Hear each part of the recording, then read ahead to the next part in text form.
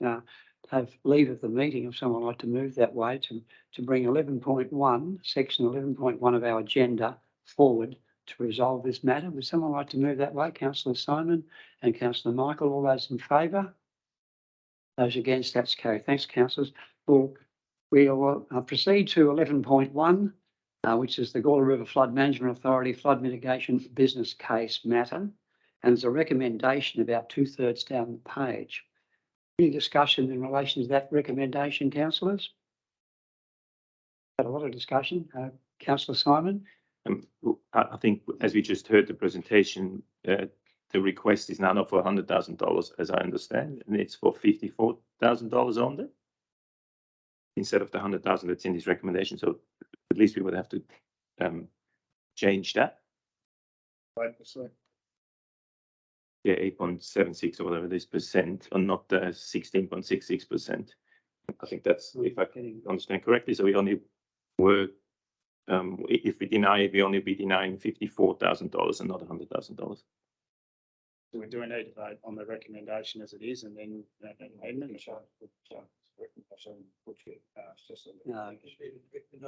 Mr. Mayor. Councillor Bill? Yeah, can I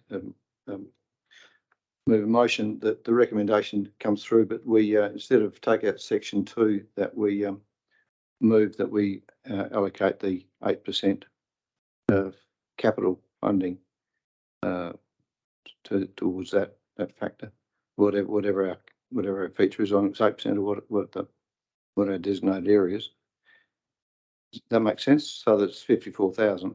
The reason I would like to move that is the Gawler Flood Management Board has been working extremely hard for the last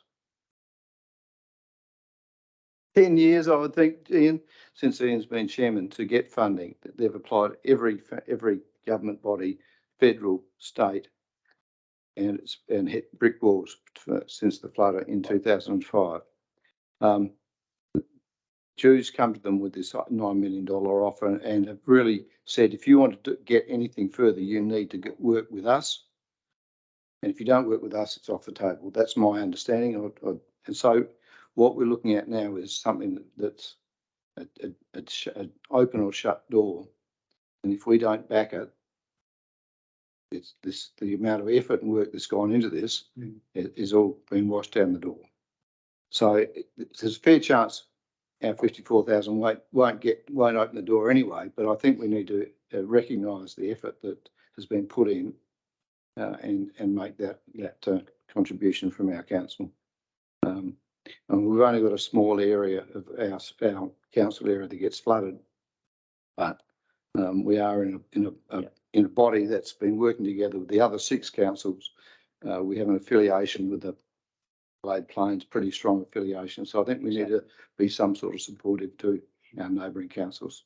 Thank you, Councillor Bill. And you're prepared to move that motion? I'm prepared to move that motion if you've got the wording right. Dean? Yes, certainly, Councillor. Councillor Dean?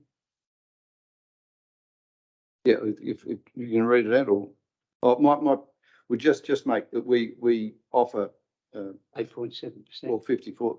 Or 54,000 instead of the 100,000. Yeah, just instead of 1,000. Just for elected members, there is an amendment. I shouldn't say amendment. There is a revised recommendation that is just trying to be put on the screen at the moment, which essentially is part 1. They're just trying to format at the moment. But part 1 is effectively the same from memory. Part 2 is decline the request of the $100,000 as detailed in the letter, but offer a capital contribution percentage of 8.67. My maths was a little different at 52,000. So you can thank me later for the 2,000 saving there. For the project to be progressed to the ISAF Gate 2, and then just instruct me to advise the GRFMA, etc., that the lower amount, and then to include that in the draft 23-24 annual business plan and budget. Yeah, that's correct. That's correct. And I have a second to that motion, Councillor Dean. Are there any speakers for or against the motion, councillors? Councillor Simon? I mean, if I first can ask a question and then make a comment. So the question is, can we afford this? I think the The question really is, $54,000? can we afford not to? What, my question is, can we afford, like, Mm. literally, like, would we have that in our budget, or if we put it in there, would there be any issues? Just, I would imagine this, Nigel can probably correct me if I'm wrong, but this would go into next year's budget.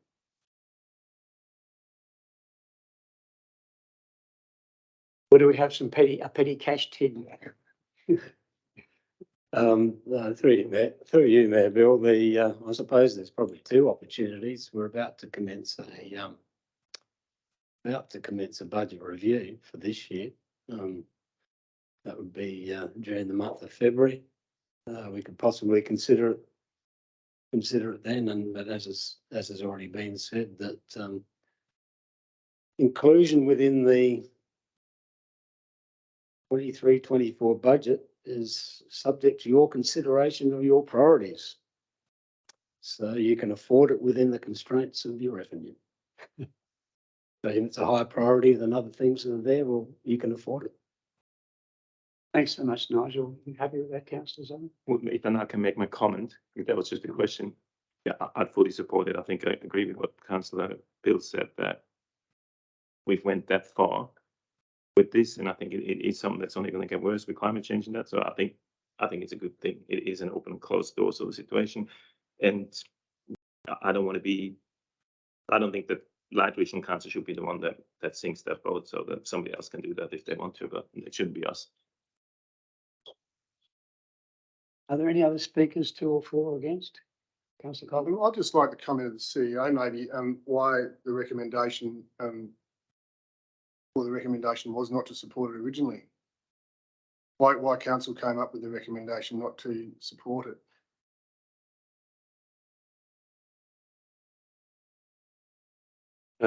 Yeah, look, thank you. Hopefully, it's relatively clear in the report and the executive summary, but I took the view that there was a risk of further cost to council that hasn't been completely worked through or agreed to as yet.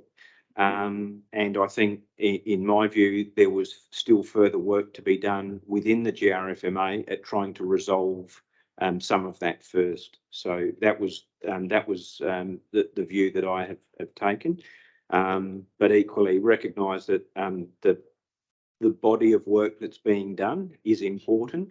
But yeah, I'm not. I wasn't in absolute agreement in relation to the contribution and what it commits council to at this point in time. Thank you, Richard. Further questions, councillor? Councillor? I hadn't quite finished, but I actually agree with the CEO. I don't think that you build the Eastic Dam and then where does it stop? You just keep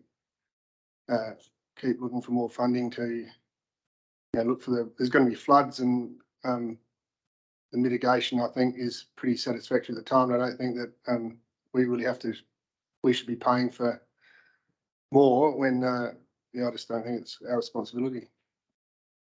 Thanks, councillor Collins. Councillor Marvel? Thanks, Mayor Bill. This is more of a question. So to the extent that the original request from GRFMA was for an aggregate amount of 600,000, this council contributes roughly half of what it was asked for originally.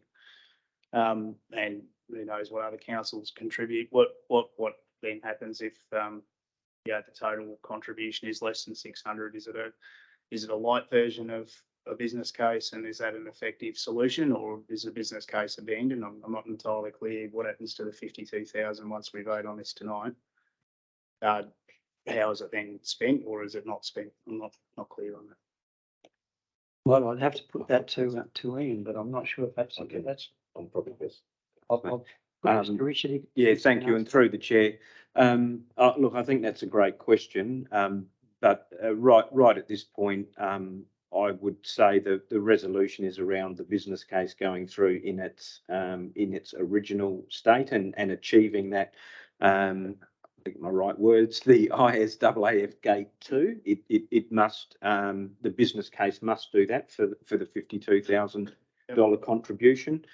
Should other councils choose not to go ahead with it. I think that will be for the GRFMA and the board of the GRFMA to work their way through that. And I would suspect that will probably result in another report coming back into the council chamber following the 16th of February meeting of the board. Thank you, Richard. Thanks. Anything further, councillors? If not, I'll ask Councillor Bill, do you want to close the debate? I'll put the motion. All those in favour? Those against? The motion's carried. Get everything? Councillor Collins. We just have a quick hands up, Kenny. All those in favour? Against? Thanks, councillors. The motion is carried. And thank you so much for your excellent presentation tonight and extra questions that were thrown at you, which are all very relevant. And I think it's given us some sort of comfort to know that our questions are answered satisfactorily, and we've got this outcome as a result. Thank you very much for your time. All the best and good luck with this project. We look forward to seeing the business case. Yes, thank you, much appreciated. Yeah. Thanks, Ian. Thank you, David.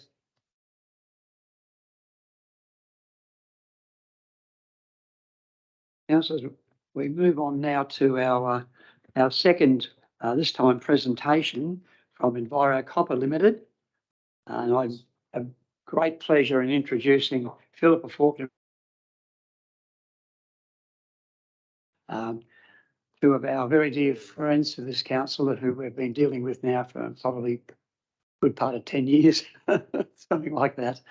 So it's been a long process, but it's been an interesting one, and one that I think has benefited everyone to date, including the two levels of government. So thank you, Philippa, and Leon, I'll pass over to you for your presentation.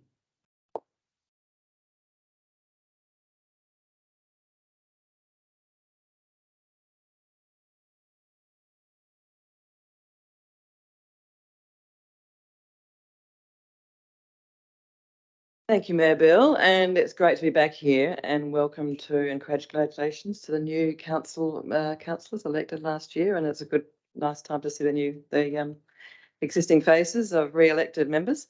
So today we have a request in front of you, thanks to Craig Doyle for his report, to extend the land access to the council land under the Mining Act. It's a legislated requirement that we have to come to council to ask for an extension of this waiver of exemption as a legal term. So it was also an opportunity to update people on this project, because we haven't presented to the council for at least a couple of years, I think, I'm afraid. So we've only got about 4 slides, and happy to have questions afterwards. So next slide, please. Oh, I've got it here, have I? Thank you. So just a bit of history. We have been working on this project since 2016, when we first presented to the council in October.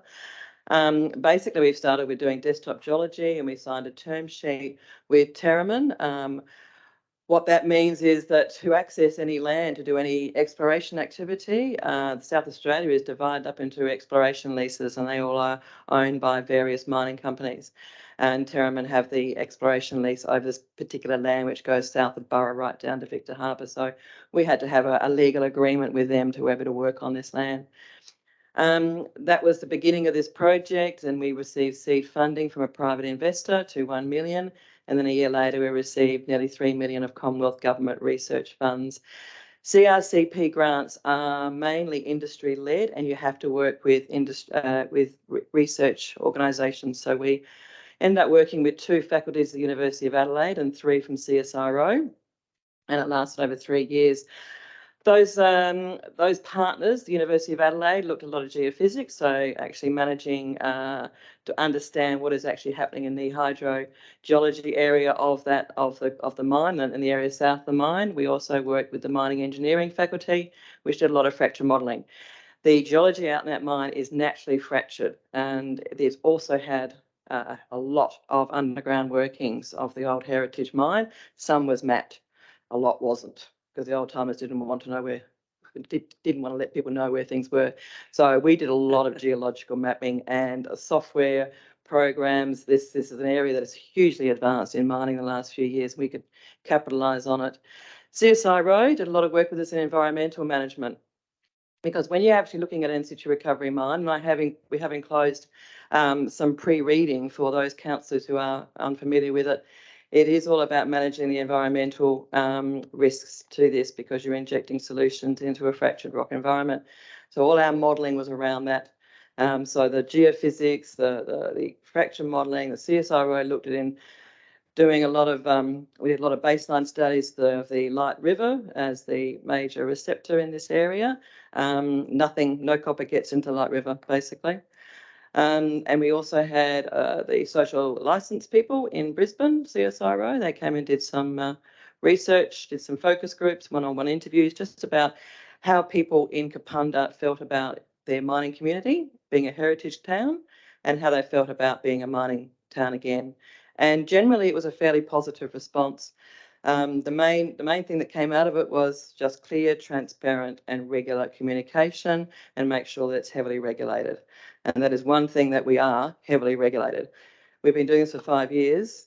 It's taken us a lot longer than we budgeted for, because of the Department of Energy and for Energy and Mining, from the EPA, and now DEW, the Department of Environment and Water. They are very much over box ticking and make sure that we are absolutely squeaky clean.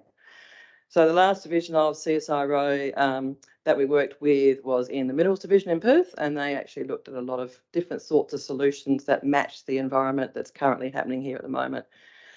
So it's naturally acidic out there. That's why everything's bright green and slowly, running down the creek towards the Light River. It doesn't go into the Light River. It's actually blocked by a geological formation, which is what Reno Mantina quarries for his rocks. But it's a naturally acidic environment out there at the moment. Other areas we've worked with is the Minex CRC and Time CRC. That probably doesn't mean anything to you, but CRCs are a larger version of what we had, and they are looking at different ways of drilling, so horizontal drilling and directional drilling. So we could drill off the mine site and underneath the mine, and it would not be, no one would know. It would be completely non-invasive. Time CRC is a new CRC which is looking at rehabilitation of old mines, existing mines as well as older heritage mines as well, with acid mine drainage, etc.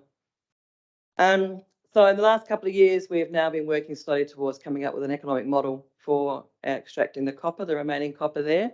And just in November, we signed a collaboration with Oz Minerals, who want to extend our learnings here, and they want to understand how this kind of mining could work in their deposits around the world. So we've rented an office. We have an office in the main street here. We've had that for nearly 4 years now. We've employed 2 local staff. We have luckily, there's a local drilling company in town, and we have actually upskilled them to undertake water bore licensing to a water bore license grade 2. Spend a lot of money at the hardware, and we'd like to get involved in the community. We've involved the Kapunda Car Cruise with sponsorship, the usuals. I'm on the KBA committee as a treasurer, and we try to utilise the Kapunda service as much as possible. And it's lucky in Kapunda, you've got some real smarts here, engineering firms, the solar pump guy, Brenton, and we also share the love between 4 pubs. So to date, we did a quick little back of envelope, and it's been over 700,000 that we've spent to date in town. So the Kapunda project, generally, the main takeaway from this slide is that we're slowly plodding along. It is a slow course. There is a lot of copper there. People still say, is there still copper there? It's bright green out there. There's plenty of copper there. And do we need copper? We still need copper. It's a commodity now. It's on the critical minerals list. It is needed for any sort of electrification, the way we're going with wind farms, etc. There isn't enough copper mines in the world yet to supply any of that demand. So copper is very much in demand. It is roughly $9,000 a tonne at the moment, of which we're aiming to get about 119,000 tonnes out of the copper at the mine here. Now, one thing that when people come in to see us in our office, they go, "You're taking out 119,000 tonnes of copper. You're going to collapse everything out there. It's not tonnes of rock."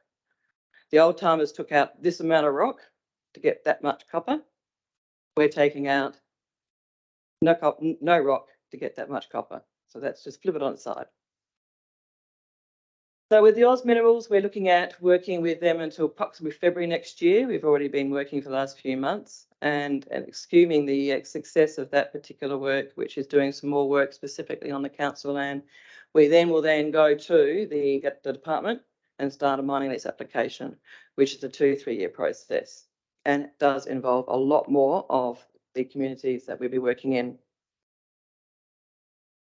So the specific areas that they will be working with is applying the research of ours and other areas of the mining industry that have been doing a lot of work in this, and we're going to be installing 5 wells. The reason we're extending is for 3 wells was originally on that legal agreement with the council, and we need to put 5 in now because the Oz Minerals want to extend that to do 5. And we'll be circulating fluids, actual solutions, depending on the groundwater pH. We'll be circulating fluids to understand more about the hydrogeological and geochemical parameters.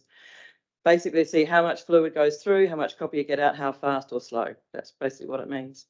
And we hope to do that for about 3 months. Collect that fluid, send it off to a lab, don't do any processing on site, can't do that under exploration. And then we'll give us a bit more of an idea of an economic model. So we're often in town, we try to be here twice a week. Please reach out to us, especially those new councillors, if you just want to have a chat to us, we're happy to meet you, or come in and see us in our office. So thank you for your time. Thank you so much, Philippa. That was an excellent presentation. I'll open up for questions, councillors. Questions from anybody? Councillor Simon? I do have one question. You just know this, you just said that somebody was stunned by you trying to remove 190,000 tons of copper. And then your answer to that was that, yeah, back in the days, they removed this much rock and that much copper, and now you flip it on the back. That's not really a rational answer to the fact that in the end, 190,000 tons of copper are going to be missing down there, either which way you look at it. So there's going to be a void of 190,000 tons of copper down there. It's probably moving less than 1%. So the difference is the old days, you know, 190,000 tons of copper, they would remove 300,000 tons of rock. So we'll be removing 190 or probably about 80,000 tons, maybe, and it all down there. But we'll be taking the copper itself, but we're doing the rock particles, so we don't actually remove the rock. Pearls, the quartz, and that sort of stuff. So we only dissolve the copper particles out there. So it's less than 1% of the rock mass will actually be removing. I've got a diagram. Call in. It's quite easy to sort of explain from the picture. It's difficult. Yes. Further questions, councillors? Thank you, Leon. Councillor Collins? Oz Mineral, so BHP, they're Yes. just taking them over, aren't they? No, they haven't taken over yet. Hasn't happened yet. Or the board accepted it.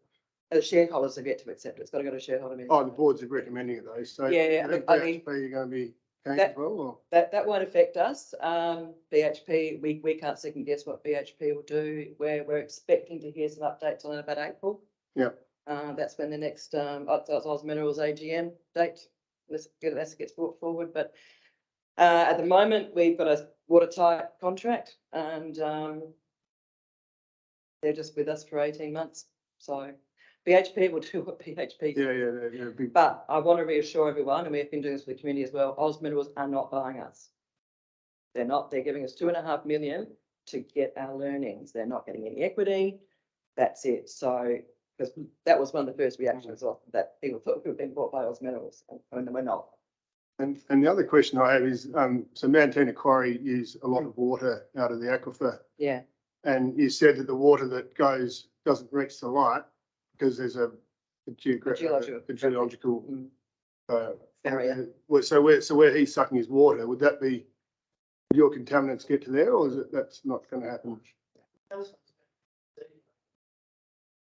And it'd be one thing we have to do for mining is put in manual monitors and do probably the 80 months worth of trial pumping, and we have to make sure that it's not making settlers around the place. So that's Reno, it's the Light River, Melbourne's probably in there. Yeah.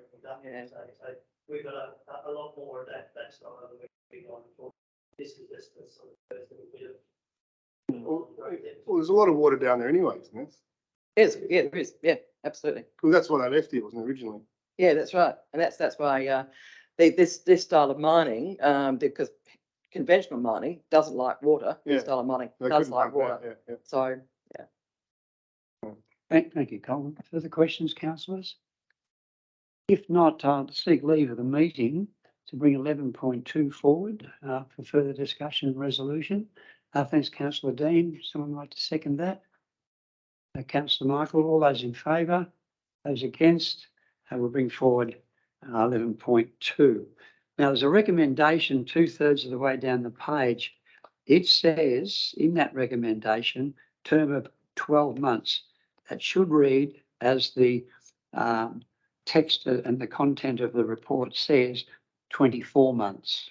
There's a typo. So if we can just amend your recommendation there from the term of 12 months to the term of 24 months in accordance with what's in the report itself. Are there any questions, councillors, that haven't been answered? Mr Mayor, I'd like to move the recommendation. Thank you, councillor Lynn. Would someone like to second the recommendation? Councillor Michael? Are there any speakers for or against the motion? Councillor Peter? Yes, Mr Mayor, I would propose an alternative recommendation. We're listening. Hmm? We're listening. What do you My propose? Councillor? alternative recommendation is that council adheres to the current expiry date of the recommendation at the 11th of February 2023. And I would like to speak to that. Mr. Mayor Buell, the motion has been moved and seconded. Therefore, the recommendation no longer exists. We've got a motion, so you can't move an alternative recommendation. You asked for You can amend, you can ask for an amendment. No, I don't think I could class that as amendment, to be honest. It's too far away from the original motion. That's right. So we have this particular motion. We have a mover and a seconder. We have someone who wants to speak against the motion, Councillor Peter. And you have an alternative motion should this motion fail, in other words. Yes. Right. Would you like the right to speak now? Yes. The mine site is a valuable community resource of great significance. The council has spent about $750,000 on the site, which would be jeopardised by more extensive exploration. Prospect of raising elemental copper by a novel process within the bounds of the Kapunda Township, with danger to the underlying water table, involving a considerable amount of industrial infrastructure for it to go ahead, with irreparable damage to the historic site, is nil. In summary, the test proposal is a technical fishing exercise which goes beyond the grounds of feasibility and should cease. Thank you, Councillor Peter. Councillor Dean? I'd like to speak in favour of the motion Certainly. and rebut some of the points made by Councillor Peter. This process has been the result of extensive research up to date, involving independent experts from CSIRO, from the University of Adelaide and others.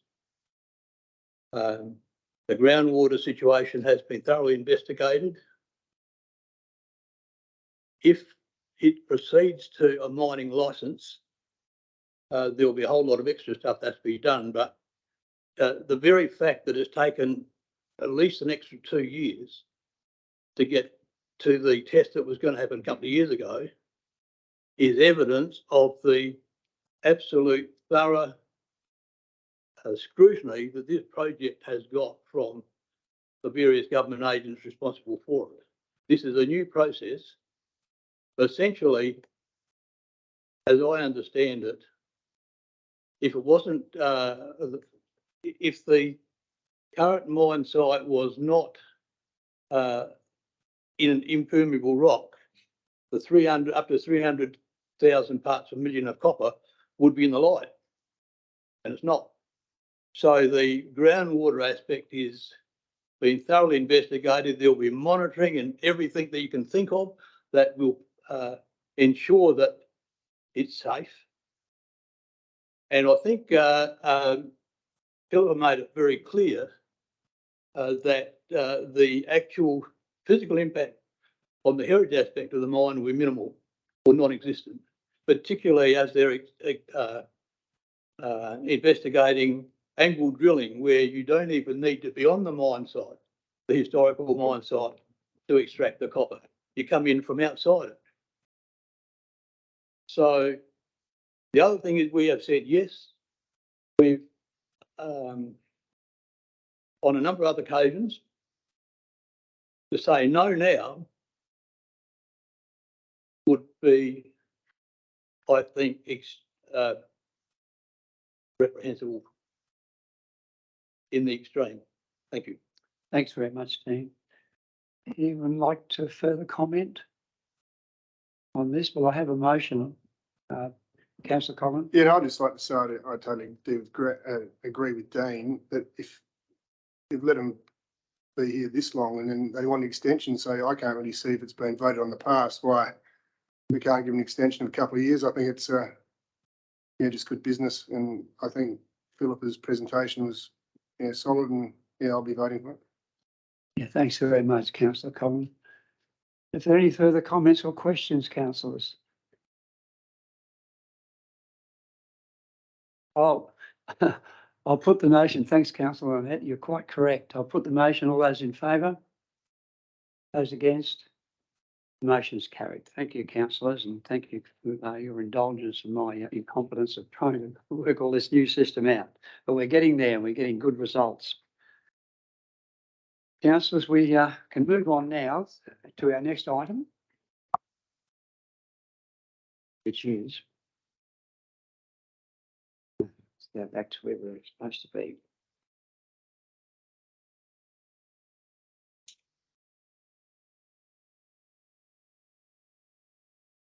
I think we probably all agree, councillors, the two presentations we've had this evening have been very, very professional and extremely valuable to our council. And I think both outcomes too, I think we should be quite proud of ourselves. I think it's important that we move on, and we've shown our true colours in terms of lending a hand and being part of a wider circle of contributors to a very, very important project. So thanks for that. Action items, councillors.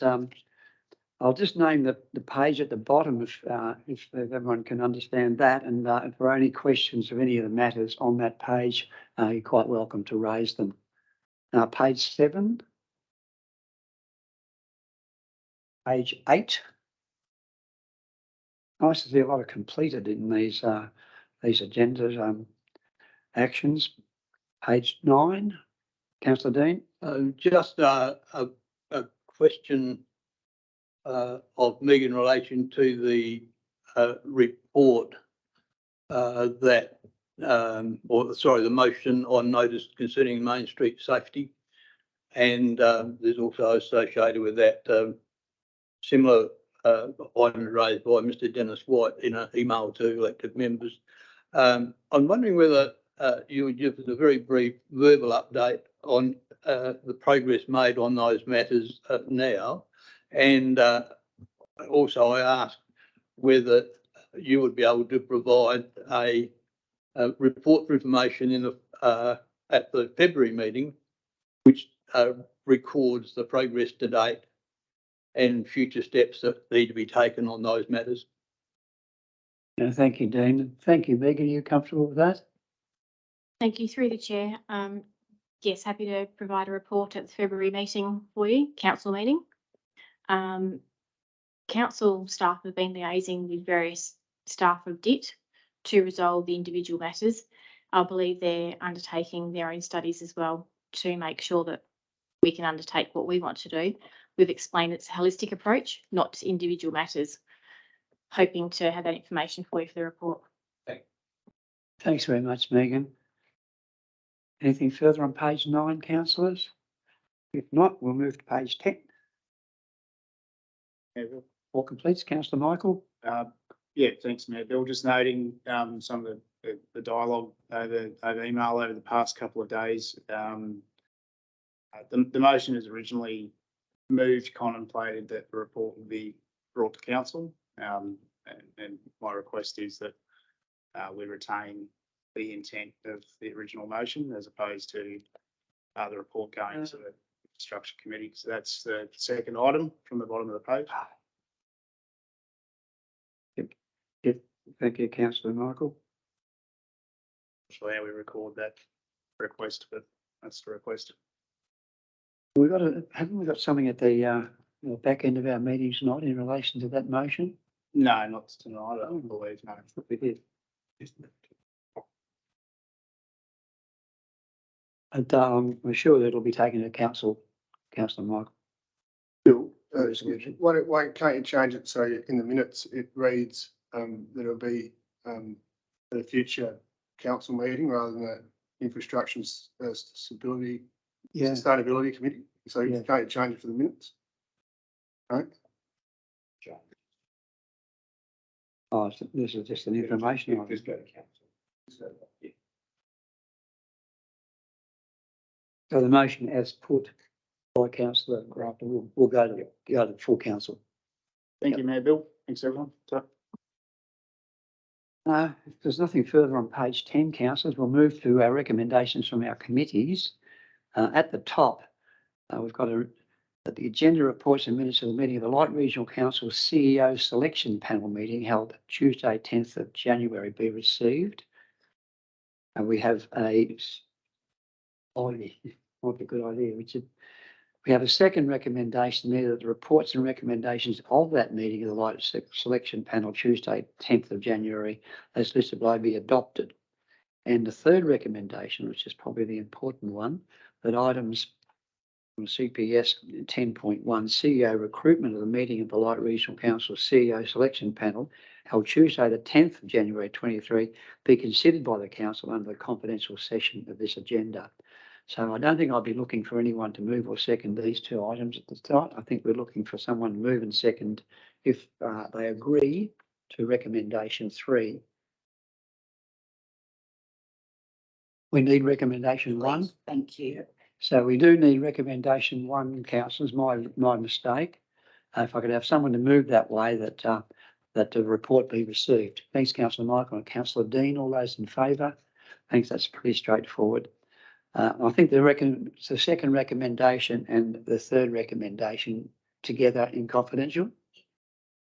Individual. Okay, we can deal with the second recommendation there. If someone's happy with that, if they'd like to move that way, councillor Lynn, would someone like to second that? Councillor Ellison, all those in favour? Those against, that's carried. It's the third recommendation here that puts the report into the confidential section of our meeting later this evening. Would someone like to move that way? Councillor Simon and Councillor Fab, all those in favour? Those against, that's carried. Thank you, councillors. We can move on. Now we have some reports here for information. The first one being the temporary road closure, the vintage upcycle and the recycle market. Those markets were held on the weekend, and I must say that they were both extremely good. They're both very different. One's at the top end of the street and one's in the town square. One's of a more of a vintage character, I suppose, reusables and all those sorts of things. And I think the benefit, it worried me when I bought 2 markets on one day, how are you going to do that? But it did get people moving up and down the street. And I think that was probably one of the fundamental reason of having the market in the first place, to get some people into the town and going into our coffee shops and bakeries and all those sorts of things. So it worked in that respect, but I'm not too sure whether the numbers were outstanding this time through. It was a lovely day, but I think this time of the year with Christmas Christmas bills coming in, kids going back to school, all of those things may have had some sort of effect on the attendance. However, the street was had lots of people in it, and many people enjoyed themselves, including me and my wife. So again, a lovely place to be, and it's a nice atmosphere. Any questions or comments, councillors, in relation to that? Yes. First one, Councillor Peter. Yes, I have a question, and it concerns the charges that council makes or might make or doesn't make for road closures, and also for the hire or not hire of the town square. Are these things gratis, or does council make a charge? My understanding is that the town square, there is no charge. However, there is a charge for street closures. And I have a little issue with that as well, Councillor Peter. I think there's a $700 charge, but in due respect, there is costs involved in closing the road. We've got to put an ads in the paper, notify the police, etc. I still find it, really difficult to sort of see that we charge that to our community groups who are really trying to do something in our towns and bring people to the town. And maybe in the future we could have a look at how we deal with this. But currently there's a $700 charge to close the road. This happened on Sunday for the vintage market. I'm not sure about the town square. I think that was okay because there was no street closure. And it happened at Christmas time also, the children's Christmas party, which was the highlighted to me that there's a problem here. It seemed like a lot to have a sign put out there. That's about it. And to have it circulated in the local paper, I don't think it makes much difference to many motorists at all. I don't know if they're reading the paper to see what roads are going to be closed when they're in town next. So I don't know, but I think it's something that we probably need to deal with, and at a future council meeting, the report to council for what options are available to us. I think your question's a very good one, Councillor Peter. Any further comments or questions, Councillor Collins? It just were on road closures. So the road closure at the get the road closed sign up at the War Memorial, that's been up there for weeks and weeks. So who's not allowed to go up there? Everyone seems to be driving up there. So what's that's a dip. Well, I know it's a dip road, but what are they trying to achieve? Because everyone's driving up there. And it's got a detour sign. Everyone just keeps going up there. So they're trying to get people off the Marlborough Road, are they? Well, they have put local traffic only there now.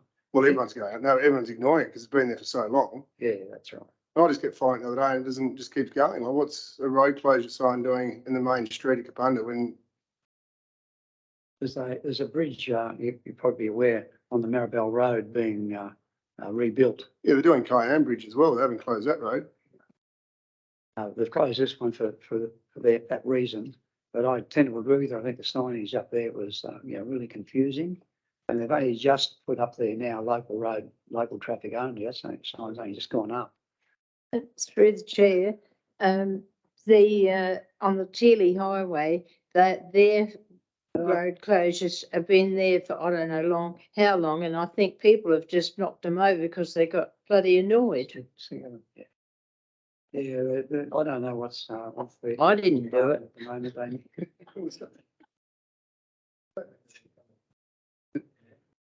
Councillor, we probably should move on, but. Right, I just through the chair, I'll just make a comment on that.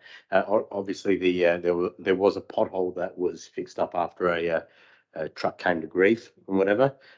Since then, I've noticed that there's a pothole further towards Freeling, which is getting larger. But I noticed just recently that one's actually been skipped and they've gone and fixed one a little bit further down. Yeah. Probably in the last week or so. That wasn't as significant. So it's kind of like that maybe addressed the wrong one. Yeah, certainly the one that you're talking about, councillor Fab, is dangerous. Yeah, it's getting there. That's a bad one. Through the chair, the ones I'm talking about are where the turn off to East Terrace, and they are up to there. And then suddenly you got 100 right in front of you. We need to talk to Did about that one, through the chair, if the CEO could make a comment or somebody could. Megan, yeah. Okay, thank you. Yeah, no, thanks very much, councillor Lynn. Thanks, councillors. I think we're all on the same page. We need some better understanding of the signage that goes out and the cost incurred by community groups and others to run an event on these roads, using these roads. If I may, and I'm sorry to retract back on, go back on this one, but the signage up in the corner of the main street and Clare Road there, it's been mentioned to me by several people that the smaller signs that have been put there are actually creating quite a significant blind spot for people coming up Clare Road, wanting to either go forward or to turn right into the main street. Yep. The assumption was that once the big fluorescent digital sign was placed there, that the others would be removed, and they haven't. And now the combination of the digital one and the lower one basically creates quite a blockage there. And in fact, if you get a car parked in front of there as well, then you've got absolutely no hope. You've got to almost commit right across the intersection before you can see whether anything's approaching from the main street to your right. So if we've got any leverage in that whatsoever, other than the vigilantes that start knocking signs down, then that would be great if that could be addressed. Thank you. Thanks so much, councillor Fabio. I'm sure Megan might be able to take that up with the department and just let them know that we've got some issues there. You know, thanks for raising that. That's a good one. Move on. The next item is the Legatus quarterly meeting unconfirmed minutes. That meeting was held here in our bowling club, and they, for the second or third time now that we've met there, we meet around the 15 councils of the northern areas or northern region. And we had bragging rights this time, so it was a nice feeling. And I think I had about 6 mayors that were all going to relocate to Kapunda. I thought it was a nice place to perhaps retire. So any questions in relation to that minutes of that meeting? Of course, the levy on the fair rates for electricity generators came up as well, and that's highly supported by the Legatus Group. The financial report, 10.3. Nigel, thank you for being here tonight, and we always enjoy your wisdom. Oh yes, there's a page extra as well. Just through you, Mayor Bill, the legal requirements for doing reporting is included in the report, but as I mentioned earlier tonight, the intention is to do a budget review next month, and the obligation is that I'm required to provide you with a financial report, at least one financial report, before we do a budget review. So that's one of the motivations for talking tonight. Most of what's in the report, I think, is probably explanatory, but I feel compelled, because of some significant changes in transactions within the statement of financial position, the balance sheet, to explain some of those major movements. If I was interrogating these financial statements, I'd be wanting to know, why has that changed so much, both up and down? Members of the previous council have probably heard me talk about some of these, but this is probably a bit of an update. What I did to try and make it a little bit easier is I've handed out a large sheet, and I've highlighted in yellow the ones that I probably need to talk about. So speaking from the left on that financial position, financial assets, non-current. There was in 2021 and 21-22, there's that 21 million odd. These are all in thousands, so 21 million odd in monies owed to the council. That was Bunyip 1, the Gawler Water scheme. So that explains those 2 years. And notice that in 21-22, so the past financial year, that dramatically reduced. That's because if you look up to trade and other receivables, because that amount of 21.7 million became the current receivable, we were going to receive it in 2 months' time, which we did. Therefore, it became a current asset, substantially changing our financial position last year. In the 22-23 budget, the first item there, obviously, we got paid that 21.7 million. So obviously that significantly reduced the amount of receivables. Notice though that the receivables as at November budget and the actual position, it's now 13 odd million. That's the rates we're still owed for the rest of the year. That's pretty common at this time of year. Hopefully that's towards zero by the 30th of June. An unusual accounting treatment is the next one in the 22-23 budget. Looking down, we're back on those financial assets again. There's an 11,525,000 number. 11 million relates to the Bunyip 2 scheme. So when the documentation or the milestones are achieved in terms of that agreement, we will raise a debtor just like they did many years ago for the 21.7 million to say that when that scheme's paid out, we're going to get $11 million. That was the budgeted plan. Notice that down further then, the borrowings, the cash advance, the benches, you've heard me talk about that before, as a consequence of the Bunyip 1 takeout. We use those monies to pay down those borrowings. We'd expected by the end of this financial year, we'd probably be around about the 9 million or so back into use of those CADs, predominantly related to the Bunyip 2 scheme advances. As of today, we're probably only around about $1 million use of those facilities. So we're going to have some interest savings to consider in that budget review. So as you can see, if you follow along that line, cash advance to benches, only 341,000 there as at the end of November, and that related to the first advance to the Bunyip 1 scheme. Just up a little bit further there, the other non-current assets in the November budget around about the 4 million, that's accounting treatment. So that's where our work in progress is in terms of our capital works. And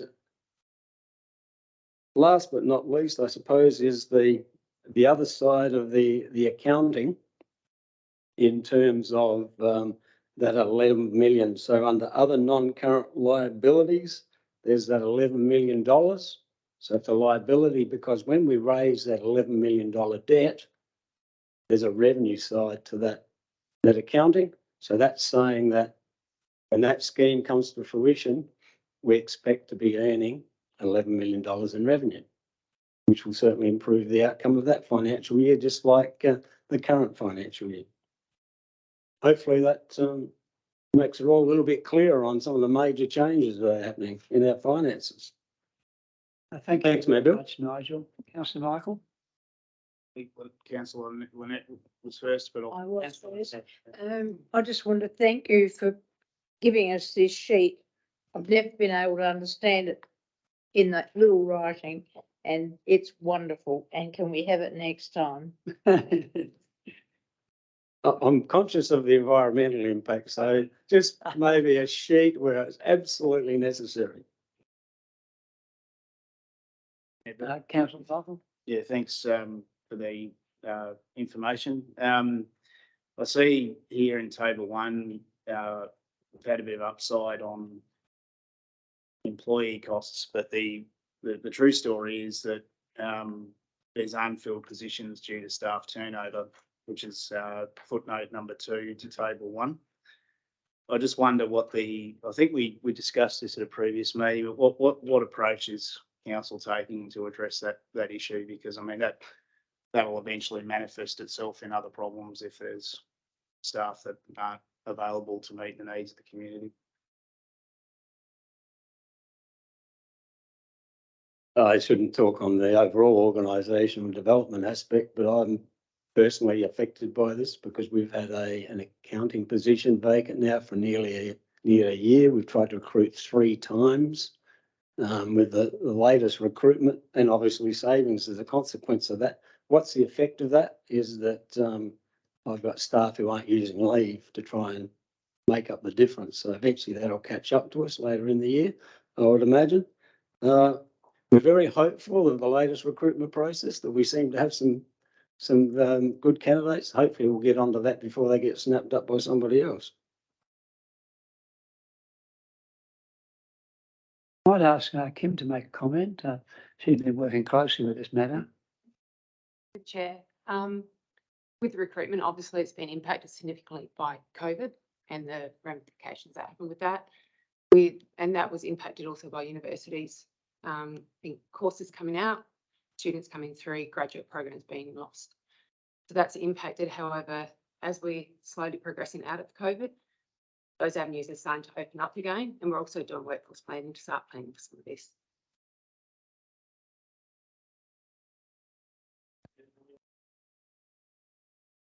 Sort of old hat stuff now, but cadetships and work experience opportunities to enliven people's interest in a local government career at this council. It's obviously very competitive. We're working with local government. So there was last year a survey done through local government and through universities, Torrens University, I believe, to start looking at how can we recruit and also looking at that from a regional point of view to try and look at any other avenues that we can to create those interests. Thank you. Kim, is there anything we can do as an elected body to help you in your that position? Any advocacy we could provide or any support in any area? I guess it's just selling council. We all have contact with youth. We have contacts with the schools. We have contacts with a whole broad. It's encouraging people to apply when these jobs are advertised, that this is a good career opportunity. Obviously, with the LGA, we do try and work with them to try and push the benefits of local government. Our advertising style has started to change to make sure that we're promoting our benefits. What do you get in local government? It's different to public sector. We can't negotiate necessarily on private contracts the way public sector can. However, what we can do is offer the benefits we have internally, as well as part of being a local government sector, such as journey income protection, things like that, that we do that is different to public sector. Yeah. So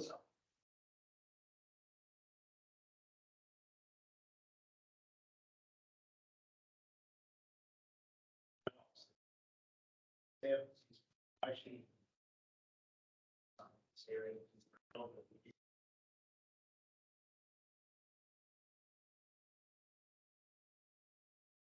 100%. And we're looking at LinkedIn, things like that to market further.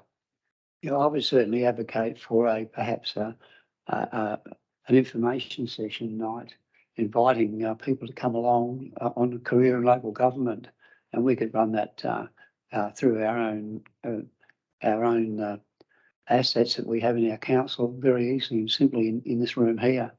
And even if we only got half a dozen people there, if we got 1 or 2 applicants from that, that's a good start. But I really, pick up on what you're saying, Councillor Mike. I think it is important. We've got to be proactive in this. We are a very progressive council. I think we're in a terrific area.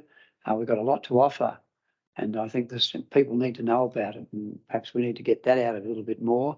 And if we run a couple of information sessions, might cost a couple of bob, but I think the outcomes could be quite beneficial to us. The last thing we want to do is see our employees, our staff members who we value very much, overloaded and then not being able to perform to the levels that they've always performed at. It'd be tragic for us to sort of go backwards. So we do need to make sure that we help them. We understand there's a problem. So let's put our collective heads together and find a solution. And perhaps an information evening might be the first step in that respect. I'm sure there's young people out there that would be highly interested in a career in local government if they knew a bit more about it. So any other comments or questions, Councillor Fab? Yeah, through the chair, I'll just make a comment. I just had looking at the our government or our council website under the vacancies, there's only one position listed there, and that's for a team member in horticulture. So these other positions, are they not being advertised through our local, through our own website? Good question, councillor. Through the chair, all of our positions are advertised through our website. At the moment, that's all we've got open. So with regards to what Dr. Grace was talking about for the finance, that position's just closed, so that's why it's not on our website at the moment.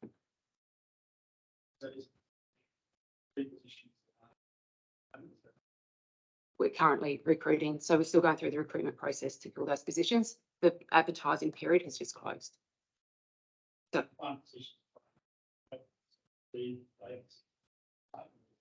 three. So, because there's two for the hort, one for the finance, just at the moment. So we're not critical at this point.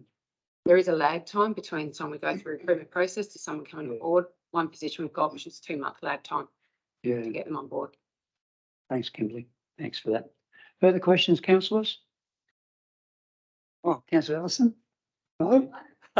Well, go on, quick one.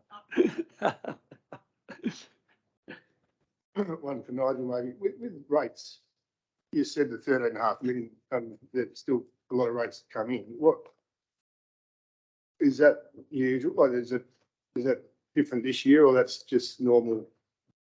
That's standard, or there's is there any way you could encourage people to pay early or anything?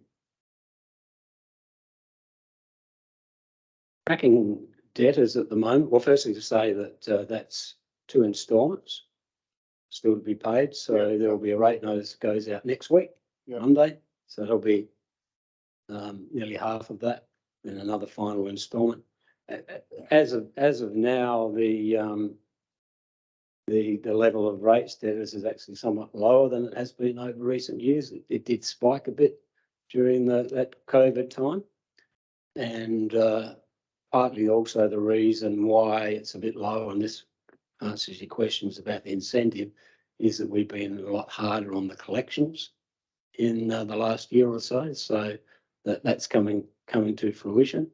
So that's probably the main thing we can do, is stick at that, and eventually they come in. And Light does relatively well in that regard on average. Would it be beneficial for an accounting perspective if they were paid in one lump sum rather than 4 instalments? Certainly would, and that's the way it used to be once until they changed the act. You could, as a council, could we encourage it to be if someone was financially capable to pay early, and they could get in the old days, they used to do a 2% discount, didn't they? Is that now illegal, is it?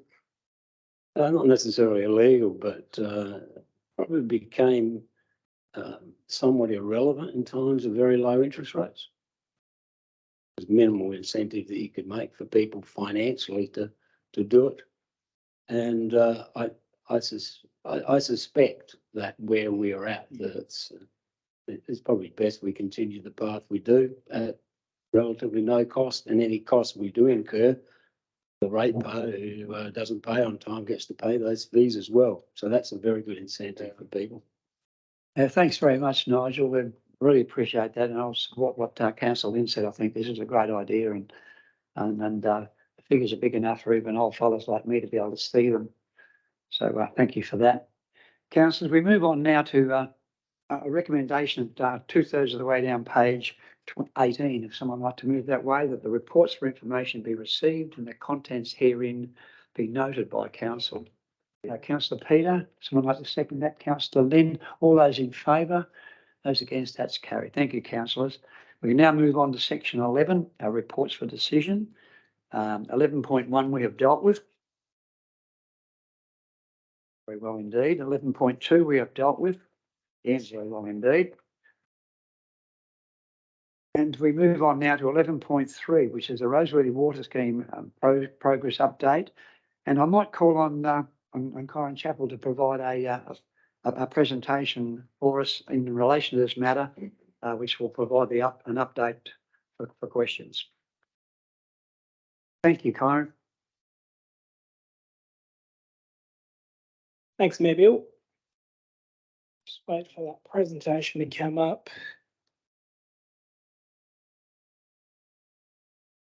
Just a quick question, while you're doing that, Kyron.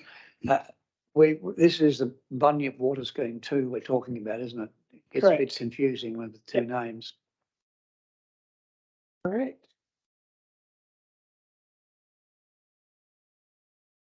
Thanks, Mayor Bill. So whilst the report that you have before you this evening is quite targeted, didn't go into much project history. Essentially, we're in the implementation phase of that project, hence that report's quite targeted. But I felt that the council, particularly the newer elected members, deserve a presentation. So a lot of this content is what was delivered to the previous council at what we called Gateway 1 and 2 decisions when the council chose to invest in the scheme. So yeah, this presentation provides a bit more broader background on the project and its history. So just an outline of the presentation, I wanted to provide some regional water context, talk about the agreed project objectives, how it's strategically aligned with Local Government Act and council policy, talk about the outcomes to be realised and avoided, cover the project history and its phases, at the high level, talk about project scope for the water off and water on infrastructure. They're the two main components. Talk about project governance and change management as council's administration implements. There are some commercial and financial aspects that are remain in confidence. So I wasn't proposing to talk about them in the public session here, but I do have some slides prepared to present at the council workshop on the 7th of February. So, and that might be a good opportunity to ask questions about the project more broadly rather than those that might be targeted at, on the council report that you have before you this evening. Lastly, I'll close out on some risk management and the next steps on the project.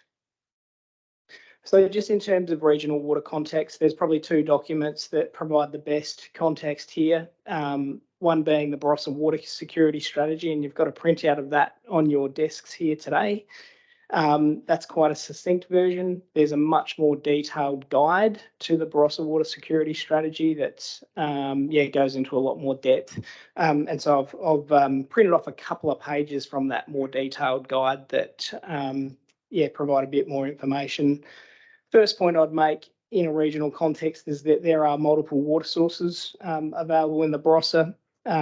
They consist of the River Murray, recycled water through various schemes, groundwater and surface water.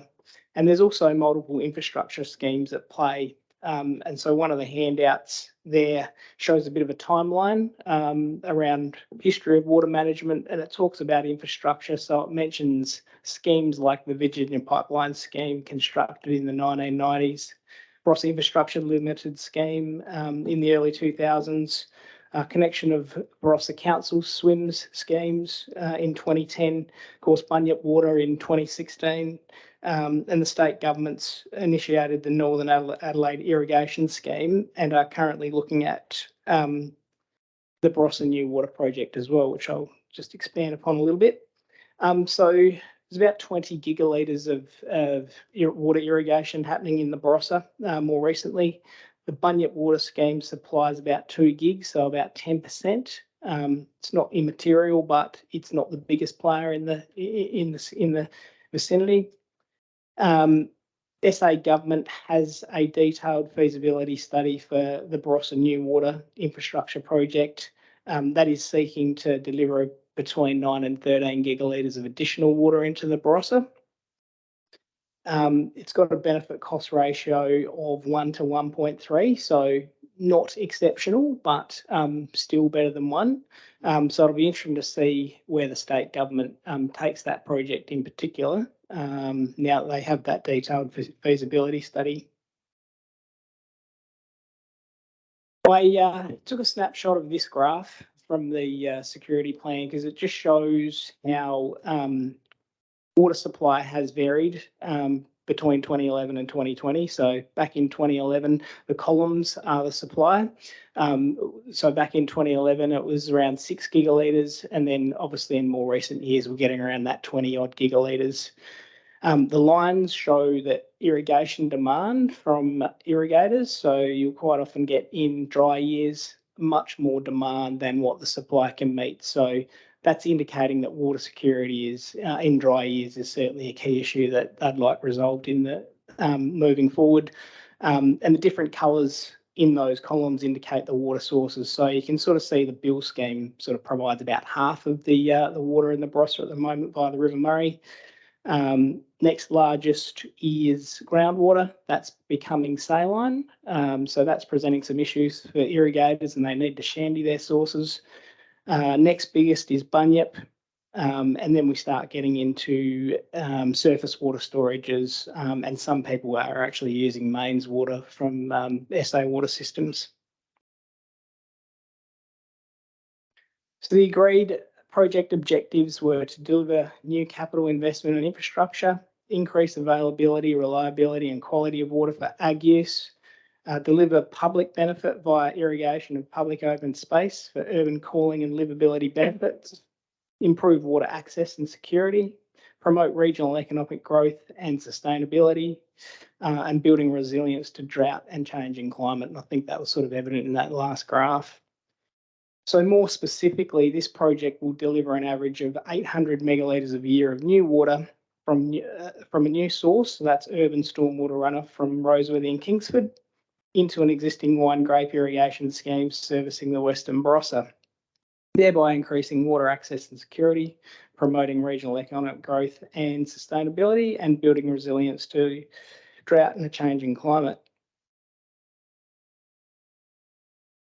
So how is that strategically aligned with the Local Government Act and council's policies? Interestingly enough, there's quite rare alignment in that this project ticks all of the 12 functions in Section 7 of the Local Government Act, and that is quite rare. So this project ticked all of those functions. It's also been developed and positioned for implementation by the administration in accordance with council's relevant operational policies. So it's a suite of policies that management utilise to guide us in the implementation of the project. Looking at council's strategic plan and its triple bottom line indicators, it ticks the economic, societal and environmental outcomes through just under 10 goals across the community environment and investment facets of the strategic plan. So I'm not going to read those out, but it ticks a lot of boxes in that respect. So the outcomes to be realised: fit for purpose, integrated water management solution, 800 megs of harvested water.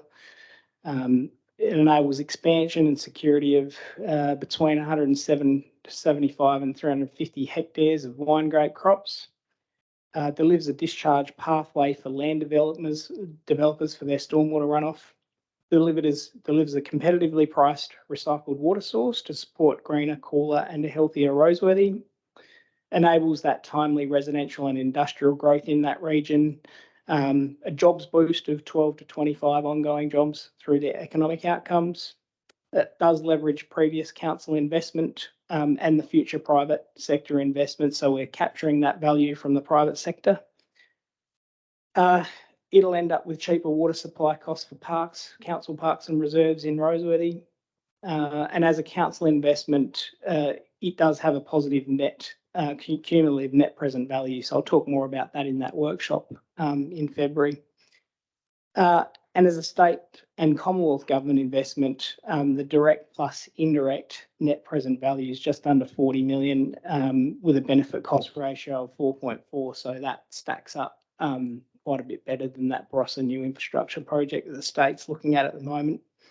And there's a GDP boost between $2 and sort of $5 million as well. In terms of the outcomes that are avoided through the project, many of these are almost the opposite of what the positive outcomes were, so I probably won't mention them all, but It avoids exacerbating flood risk in Gawler Belt. A fragmented approach to managing Roseworthy and Kingsford stormwater. We do access state government and federal government grants, so otherwise that would be a lack of government investment in the area. And it makes recycled water supply viable in Roseworthy and Kingsford. Otherwise, there'd be more expensive water sources for greening and cooling and in RTE. Probably the other main one I want to mention on that page is that it increases the development density in Roseworthy. So without this project, there'd be a lesser number of ratepayers coming out of the development due to the developers needing to build larger water storages on site. And that affects economies of scale and financial sustainability for council as well. So talking about the water scheme project phases, that slide's difficult to read on the screen, but essentially the timeline dates back to 2016. So it's been a long journey for the council, many council reports, and it culminated at that Gateway 2 decision on the 5th of April last year, where council decided to implement the scheme. But if we just start back at 2016, we started out with an expression of interest process whereby Bunyip Water was identified as the preferred registrant for managing stormwater out at Roseworthy. From there, we undertook some technical and commercial feasibility work. We've been working with stakeholders to engage developers and their interest to invest in the project. So that took a number of years. And we reached the point at that Gateway 1 council decision meeting on the 31st of August in 2021, where council agreed to proceed with detailed feasibility in the prudential review. And that led to council's decision at the 5th of April, taking on board those considerations to enter into agreements with stakeholders and then implement the scheme. So that's essentially where we are now. We are in the implementation stage, and I guess the report before you this evening is seeking to push back a funding agreement milestone to give us a bit more flexibility to complete the project on time. So in terms of the physical scope, what is it? That map describes the region. Essentially, the red circle in the centre is the Roseworthy and Kingsford precincts. So that's where most of the infrastructure in the scheme will be built. And essentially, it's a bunch of pipes and pump stations to harvest and bring water off and on the catchment in that precinct, and essentially attach itself to the existing Bunyip Water scheme. So the pink lines on that map are the existing Bunyip Water scheme. They extend down to the southwest to connect up to the Gawler River and also the Virginia Pipeline scheme, which are the blue lines on the map. And they extend into the Barossa Valley in the northeast and interface with Barossa Infrastructure Limited's network, which is the the green coloured pipe network there. And what that does is it harvests 800 megs of water and makes it available for agricultural use. There is another aspect to the infrastructure in that we're looking at drilling 3 additional managed aquifer recharge bores along Hatcher Road in the Ward Belt precinct.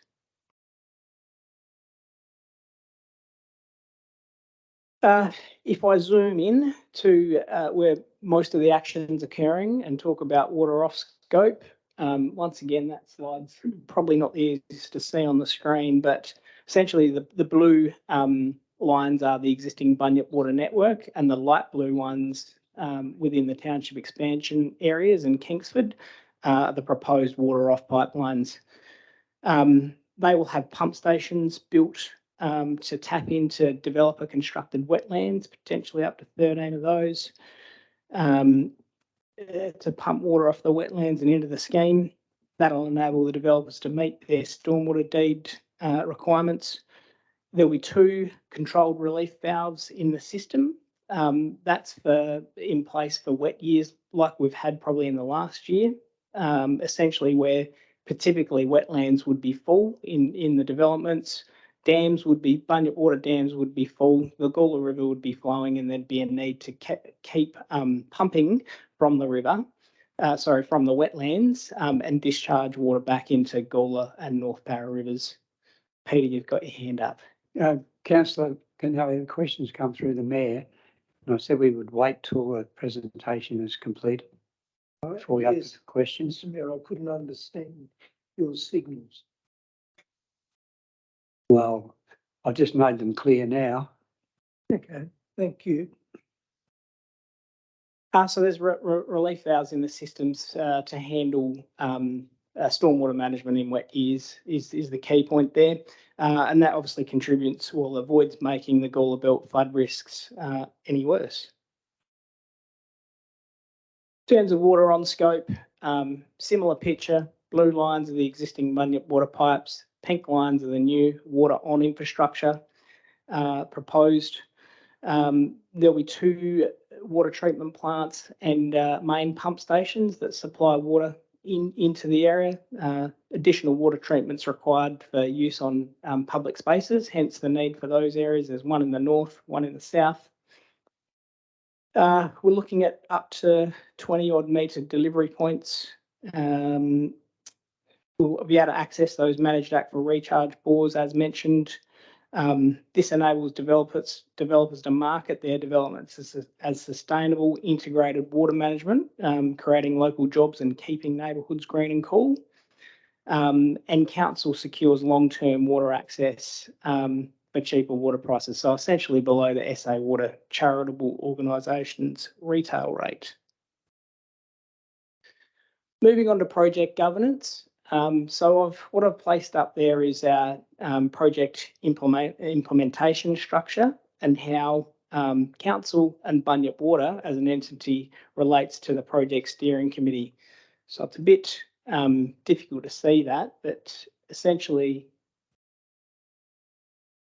we have the project steering committee that sits here who report up to council and Bunyip Water, and council has relationships with Bunyip Water through 2 agreements, a loan agreement and an operation and maintenance agreement.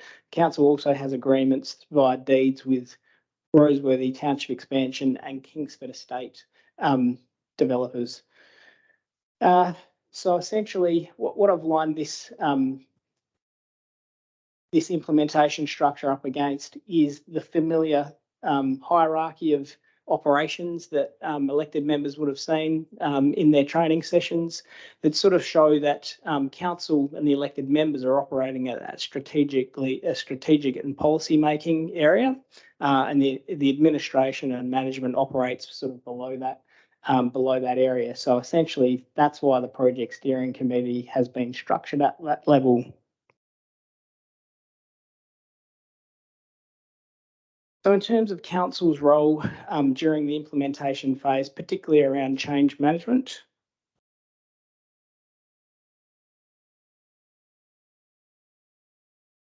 there's a few points to make. Certainly the legal agreements between council and Bunyip Water clearly outline the governance and delegations for the project steering committee to manage changes to scope, cost and time during the detailed design and construction phase. The steering committee includes technical and commercial experience from both parties at executive level.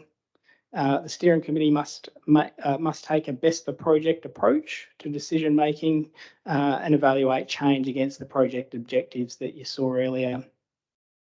So where change requires legal confirmation between the parties or where it would change the project objectives, reports for decision will be provided to council for execution at appropriate times, and hence that's why there's a report before the chamber this evening to vary a funding agreement. Otherwise, reports for information will be provided to council and its committees to report on progress together with any changes implemented. In terms of the commercials and financials, as I mentioned earlier, I've got some slides ready to go to be presented in confidence. at the workshop. If elected members are keen to, particularly the newer elected members, keen to do some pre-reading for that, I'd suggest the confidential report to the 5th of April council meeting entitled Roseworthy Water Scheme Investment Decision Gateway 2 of 2.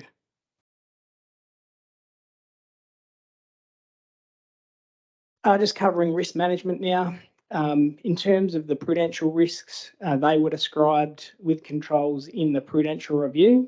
Essentially, that review concluded that the 10 elements of Section 48(2) of the Local Government Act were met via the project. The recommendations from the prudential review have also been implemented, in being that we have a live project risk register managed by the project steering group. And the current high risks within that register include uncoordinated staging of scheme infrastructure, and we're managing that through strong relationships with our landowners and developers in Roseworthy and Kingsford, and also Bunyip Water through those regular project steering committee meetings, and also both formal and informal contact with developers. The insurance liability if parties are uninsured. So there's obligations for Bunyip Water to take out insurance, which we're monitoring. This state government approvals was a high risk, and fortunately, late last year, just before Christmas, we received a Crown sponsorship for the development approvals associated with the project. So that facilitates perhaps a more streamlined development approvals pathway for the project.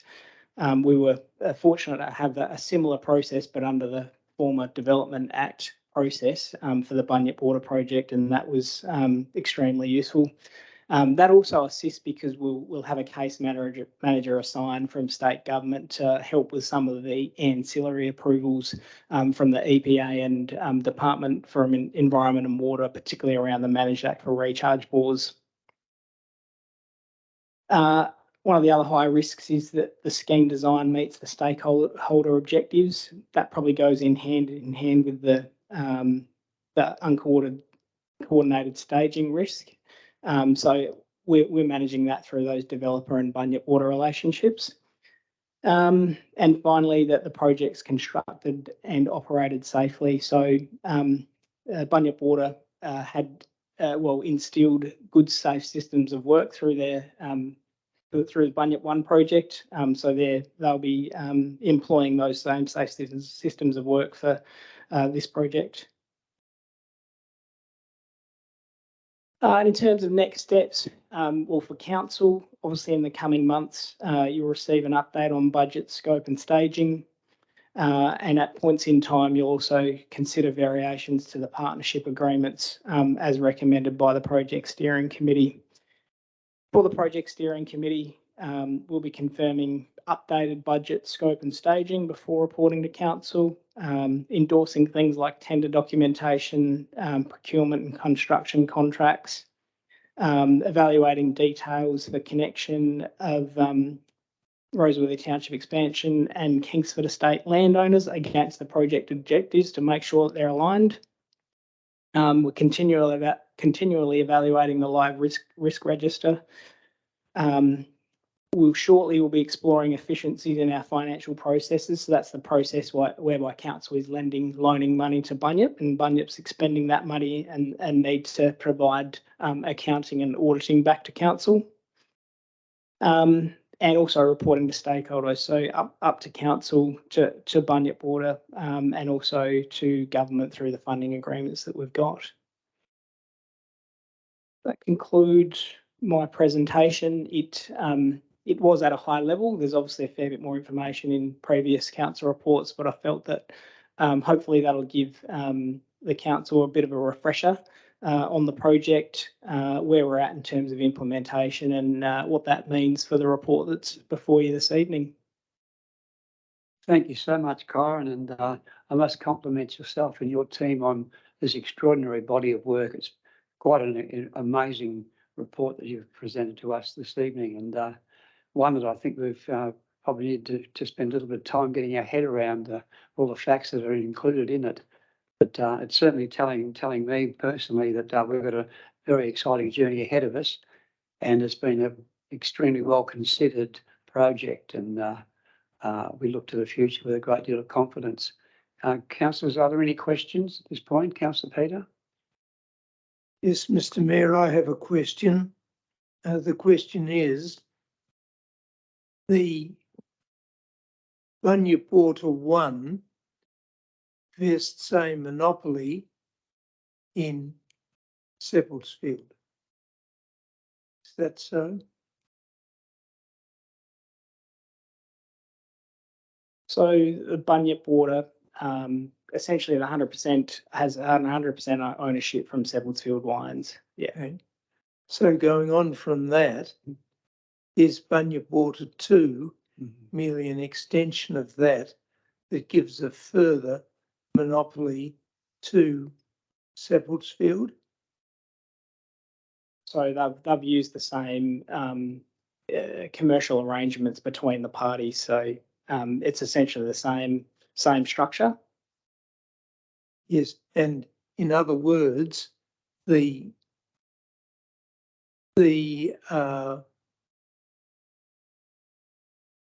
is no entitlement for other parties, apart from council, to access that water through the pipeline.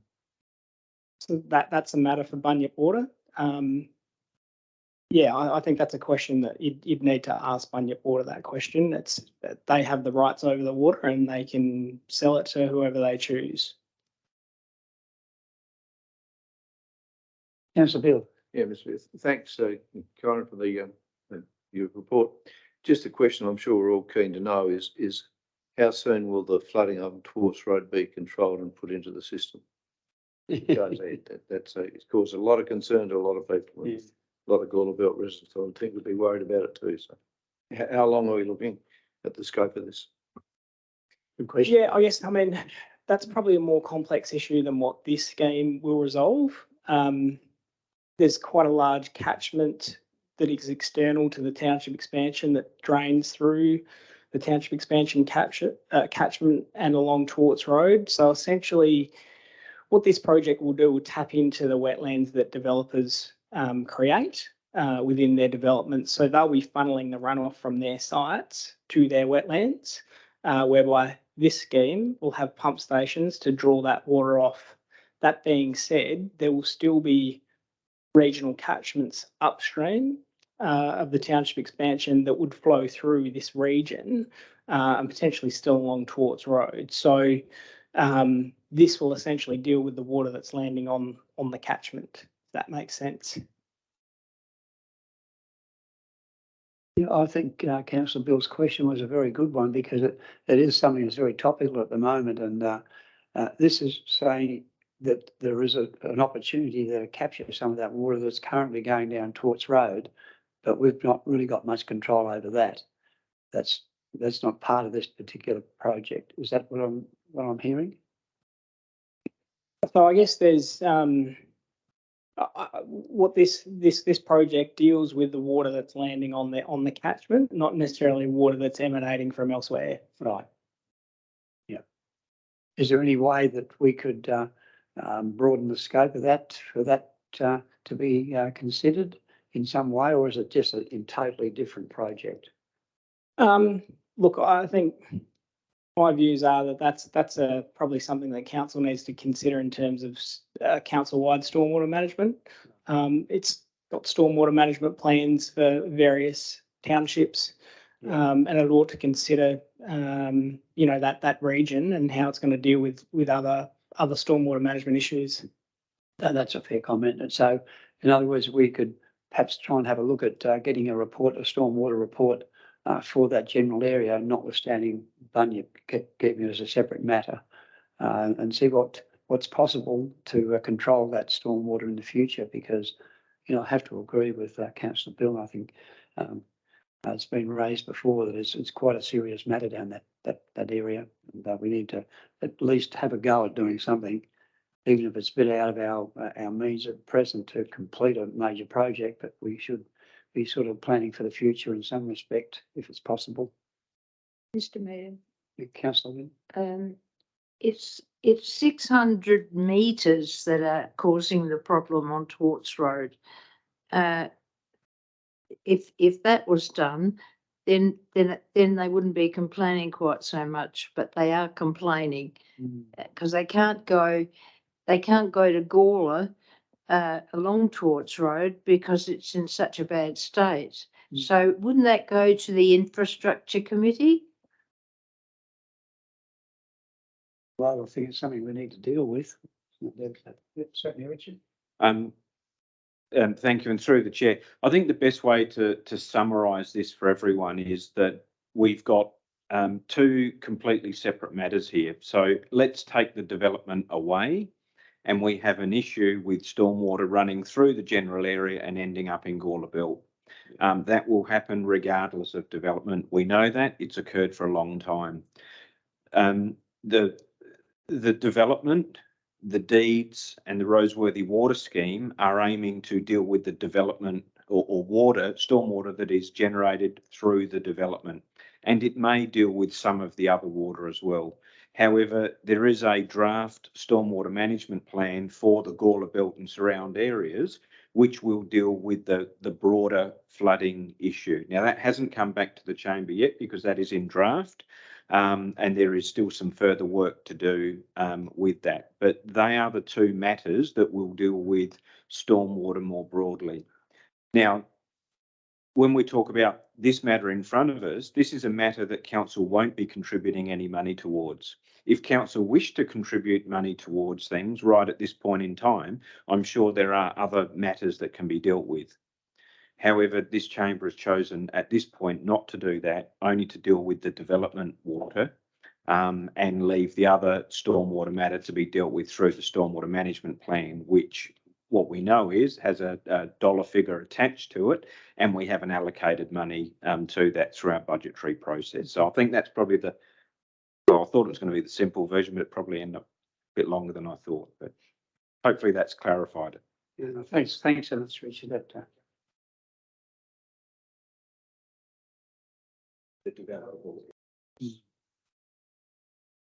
Councillor Lynn, you were about to ask a question? No? I suppose just one further question on the moment. Yes, Councillor So given that we're talking about on water, it's got to go to the wetlands.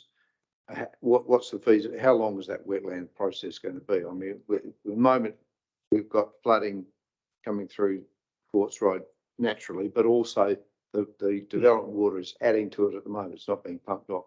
How long before we can expect that development water to be pumped off? That's probably more appropriate. That's a major part of the problem. So this milestone extension is based upon Bunyip's program, current program, which is looking at completing those works by the end of this year. So potentially not available. Well, there'll be pipes in the ground potentially through the winter period, which provides some potential to utilise them. However, there's some contractual complexities with utilising pipes that aren't necessarily commissioned. So look, there may be some opportunities for early operations. I don't expect that's something that Bunyip Water will be keen on. But yeah, certainly by the end of the year, we'll have an operational scheme. Yeah, for the initial stage anyway. Thanks, Colin. Thanks, Councillor Bill. Further questions, councillors?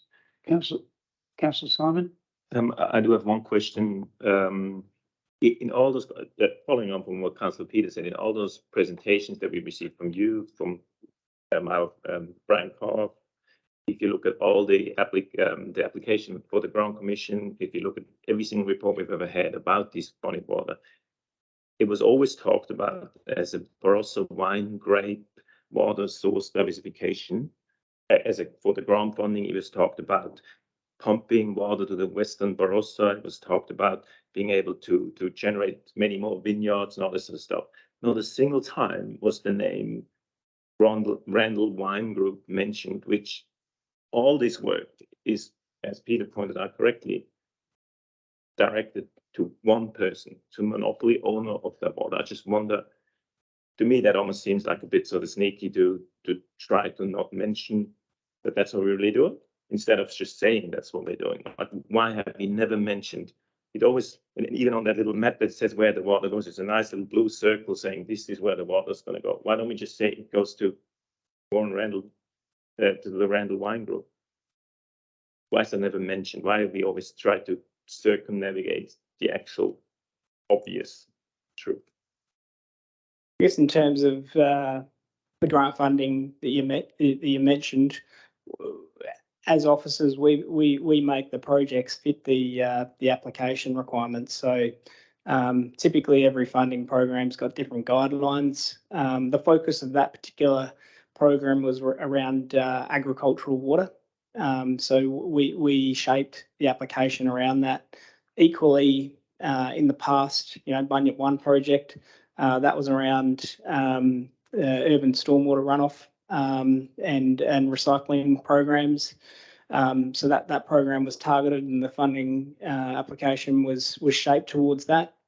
So I guess we do shape the projects and how they're described against funding program guidelines. Otherwise, they simply probably wouldn't be eligible. Thanks, Karen. One more. If I can lead on to that. So do you call this shaping the project? That, to me, that sounds, well, I don't know, it doesn't sound like that's the full truth. If you have to shape the project such that we leave out the certain, I think, very important information to then get the funding, then maybe we shouldn't have gotten the funding in the first place. I just wonder, I have a problem with this, the presentation of this as being this community benefit for the Barossa and does all these, well, nice things, which it does, but it just does it to one company. That's it. Nobody else is going to profit from all of that. It's one single company that all this work that we've been doing is concentrated to, and not the community at large, not different companies that get involved, none of that. So to me, I do have a problem with that, and I just want, I mean, you answered my question, which is great. It's shaping so we get the funding, but I don't really agree with that sort of process. Yeah, thanks, Councillor Simon. Richard, have a question? Through you, Mr Mayor, I have a comment actually about Councillor Simon's comments, and I respect those. And it's a well-known fact that the major recipient of the water, but I also point out that the major recipient of the water also funded the project. So we were charging the recipient $1.6 million a year in a separate rate that he paid willingly. And then the recipient paid $22 million to buy out the project. So at the end of the day, whether the project was shaped for a particular purpose, it met that purpose and it achieved the outcomes that council were looking for at the time. So I think I just felt compelled to make that comment for your information. Yeah, thanks very much, Richard. Just a quick one, Dean. Just a quick one. The other thing, of course, Bunyip One, reason why we got the funding was it saved 800 megalitres of River Murray water that Randall was using, and replace it with Gawler River water reuse scheme water.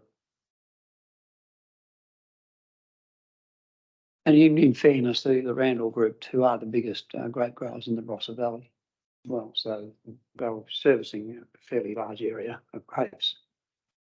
Councillor Michael? Yeah, just a very quick question that relates to the recommendation that we'll be asked to vote on. So just Kieran, if I may, just so I understand what the request is. So there's a grant funding from PIRSA that set out a series of milestones. There was amounts attached to each milestone, which comes to the second part of my question, I guess. And then so there's been an agreement reached for a nominal consideration with PIRSA to extend the milestones. My question to you is, well, there's two questions. One is, when I look at the program, there's milestones that are into 2024, which are outside of the milestones that are contemplated by the PIRSA D. The second part of the question is, I don't quite understand what's caused the delays and whether or not The contractor, if I understand, is Bunyip. And I'm still trying to get my head around this. What accountability is there on their part for those delays? So answer the first question.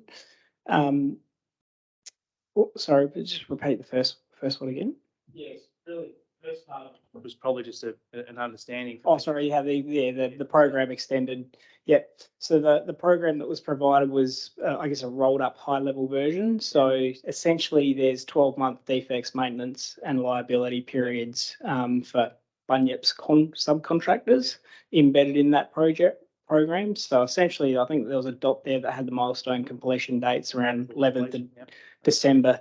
So that is essentially the practical completion program that we're working to in accordance with the funding agreement. Yep. There's obviously obligations of subcontractors that extend. That fits in with that deed, that, yeah, the contractor's obligated to meet those obligations. Correct. Yep. So the milestone is practical completion. Yep.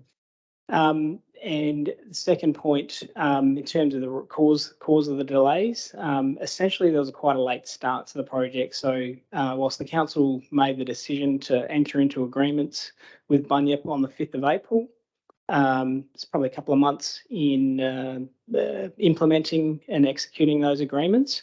And there were 3 main conditions precedent before the project could be implemented that needed to occur. And it took several months, probably 6 months to achieve those. We were envisaging, particularly when we applied for the grant, which was probably 12 months prior, that there would be such delay in achieving those conditions precedent. So it's essentially really been I guess a late start to the project that's caused the delays. It wasn't Bunyip's responsibility to obtain those or achieve those conditions precedent? So there was probably 2. So one was council's probably obligations in working with state government to confirm the feasibility of the additional managed aquifer recharge storages. So we experienced some significant delays with DEW and EPA, hence why the case management that we've currently secured as of late December is quite important for the project. So that was one reason that probably rested with council more so than Bunyip. And the one that Bunyip was relying on was an ATO ruling on depreciation of the assets, which I guess is a little bit out of their control. They were certainly pushing for an earlier response, but they were at the mercy of the ATO essentially. Just a final question then. So by reason of these extensions, there's no additional cost to council from Bunyip? No, essentially, we weren't obliged or able to loan funds to them to progress the project until such time as the conditions were precedent. So hence why I think the financial reports that Nigel mentioned earlier had probably less council expenditure in the previous financial year and up to this point than what we had planned. So it's really just pushed that those cash flow implications back 6 months essentially. Thanks, Kieran. Go on. Thanks. Yeah, thanks. Thanks, Councillor Michael. Councillor Collins? Yeah, so you said once the aquifer's full and the wetlands are full, you're going to have to put it in the catchment. Which catchment does it go into? Yeah, so essentially, as the existing Bunyip scheme is connected with scour points along the North Parra and also Gawler River at Wingate Basin, essentially those are the relief points, which there will just be water discharging into those catchments that will already be flowing anyway. So is it above or below the Eastic Dam where it goes in? Well, one's above and one's below. Yeah, but I guess in terms of the peak flow rates that we're talking about here, the pipeline capacities, 150 litres a second. So it's relatively insignificant in terms of flows down those particular water courses. Unless the dams go over. Thanks very much, Colin. Yeah, and the other thing is, so are we really, so council's just effectively being used as a vehicle for Warren Randall to get 800 megalitres of water? Is that pretty well what's happening? Because we can't, because he can't get a grant through the government, he can't do any of this without state government or council's support. So once, but as an independent investor, but with us in agreement, we're a vehicle for him to get the water. And then once he gets the 800, so the water that you're going to use in Roseworthy for irrigating ovals or whatever you want to do with it, do we get that before the 800, or the Bunyip 2, after he's in charge of that, does we get charged for the water use, or because he owns the water, or how does that work? That's correct, but I think that probably deserves a broader conversation around that subject matter, perhaps at the workshop. Is that basically what's happening? That's just what you've explained to me. That's how I've understood it. Is that pretty right? Well, I think there's probably more to those commercial arrangements that deserve, and I'll probably have some slides on that. Thanks, Kyron. Mr Mayor, put the motion.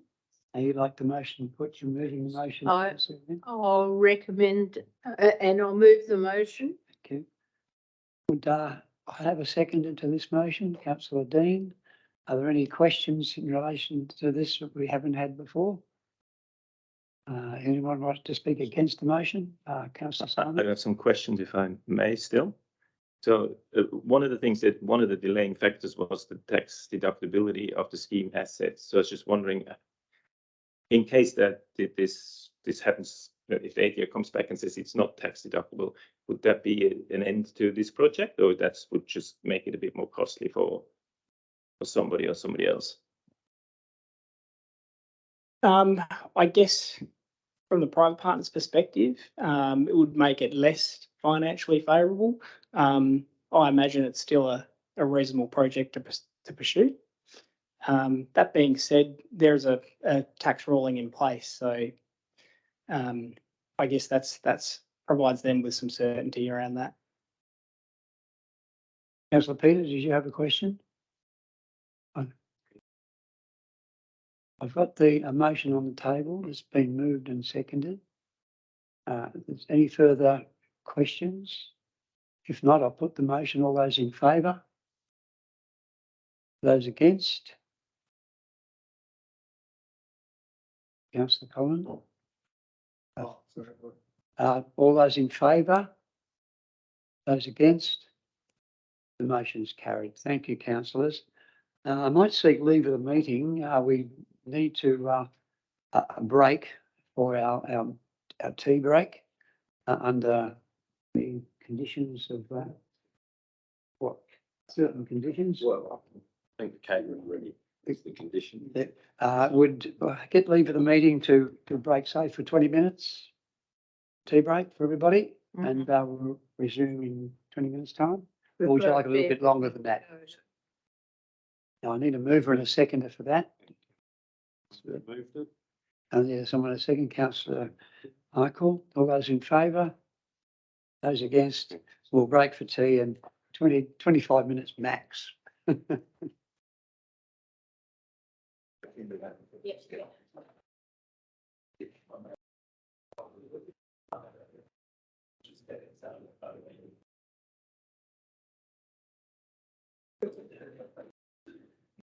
Thank you, everybody. Well, we resume our regular meeting of council at section 11.4.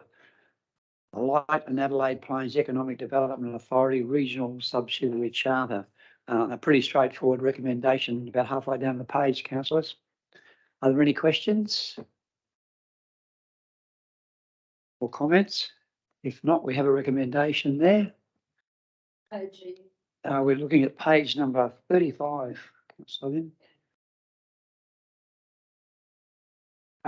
Councillor Simon, a question? Or? Yeah, if I may, I just wondered, is there a way to find out how much that set the council back? This whole operation? Well, I suppose there is a way of doing it if you would like to move that way. I think it'd be interesting to know what it all costs. Yes. Well, these operational matters, they all cost money, and I guess our staff can spend time in sort of in retrospect if that's the way you wish. If you'd like to move that motion, I'll accept that. No, it was just a question. Sorted. Okay.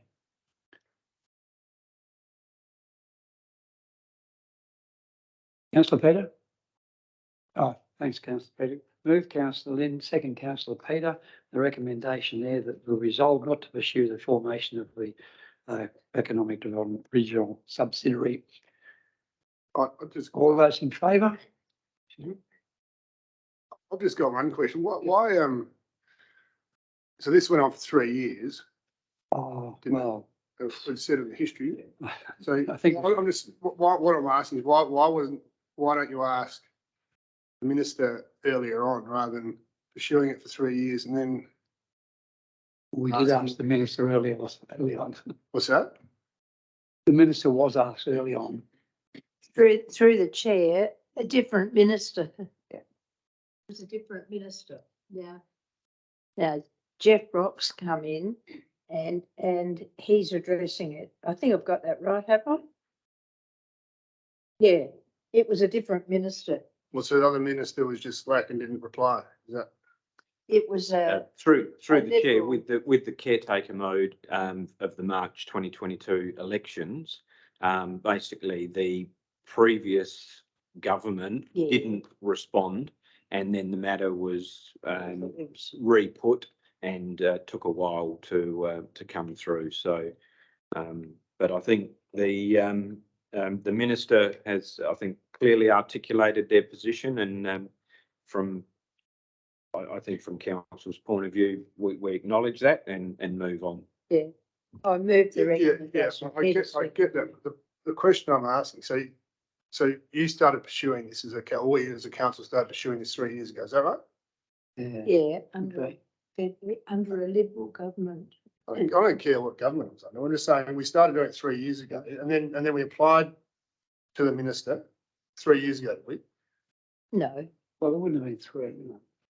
So I'm just trying to establish why do you, if you want to establish something like this and it needs, obviously it needs state government commission or whatever to approval. Why have we gone down this path for 3 years why is it taking this long to get told that we can't do it? change of government. Well, I can't answer that question. I'm sorry. You might have to ask Mr. Brock. Because that's what we were waiting for, I guess. Because we kept investing time and money in the meantime, didn't we? No, didn't do anything. Yeah, through the chair, we've actually been waiting on a response for quite some time. So when Adelaide Plains and Light agreed to form the subsidiary, that was some time ago now. Yeah, so that it took a while to get it to that point in terms of understanding the legalities of it all.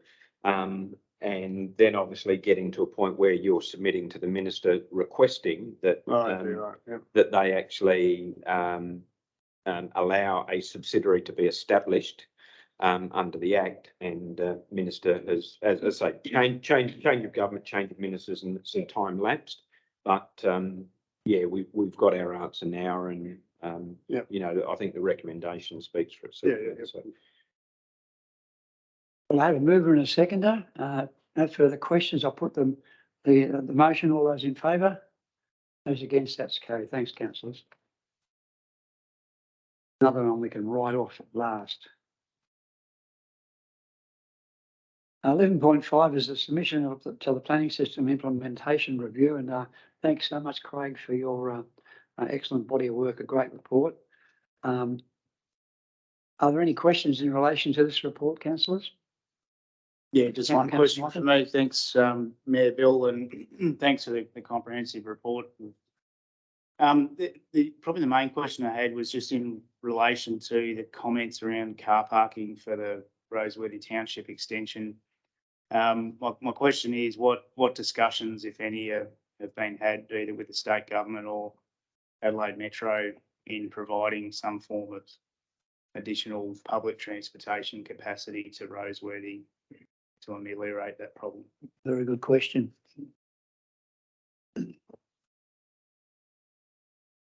So thank you for the question, and through the chair, excuse me. So there have been early discussions with Adelaide Metro, mostly around the idea of extending the bus program coming out of Hewlett. But there's a time, I won't say lag for that. It's basically something that they're aware of and they bring into their forward programming.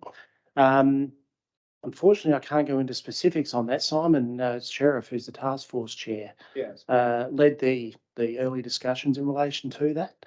And I know that, they've progressed to awareness, but in terms of how it fits in terms of timing and forward programming, I'd have to take that on notice. I'm sorry. If we can, I don't Yeah. want someone to go and hear a passive report. No. If we can just get some feedback, at a subsequent council meeting that you. Yeah, if I may, it's probably a brief memo, but it's something we'd need to, I just need to double check in terms of timing. Thank you. Just through the chair, just further to that. So I've had a few people, there's been a bit of a discussion about, I suppose one is bus service, then one was accessible for takeaway, and like Uber and things like that. So when they move out there at the minute, they're not getting any form of, I suppose, services that are coming out to there. Some people find that important. Me, I don't necessarily, but it was a question that was asked, so it's sort of just a bit of an extension for you, Craig. When you And if I can add a further thing. So Roseworthy's obviously it's got Trinity and that's great. But for people who might relocate to that area and may not have financial reasons to put their children into Trinity, at what point is there a threshold around some form of school? I know that's not a council problem, I understand that, but how does that sort of work? Given predicted growth in Roseworthy, I think we looked the other day, it's 10,000.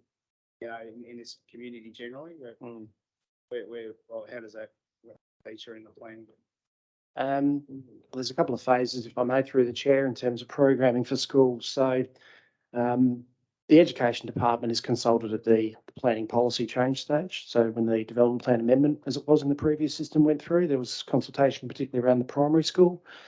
And more recently, there's been discussion with, the high school element of the Education Department in relation to zoning. And Roseworthy has been adjusted and fits in with the Kapunda zone from now, as I understand. I'll take that on notice as well, though. But so it's really, it is a state consideration. I mean, the private school system obviously steps in with AC an opportunity as well, as has happened in this case. But it really just falls to state planning, and they adjust in terms of the capability of existing resources, as far as I've seen. Is that feedback that should go through with this, in the sense that council approves development to a certain threshold, but then the state government makes judgments around when to provide certain facilities? Is that some feedback that should be going maybe with this, or? Well, it could be added, but it's probably, this is more around.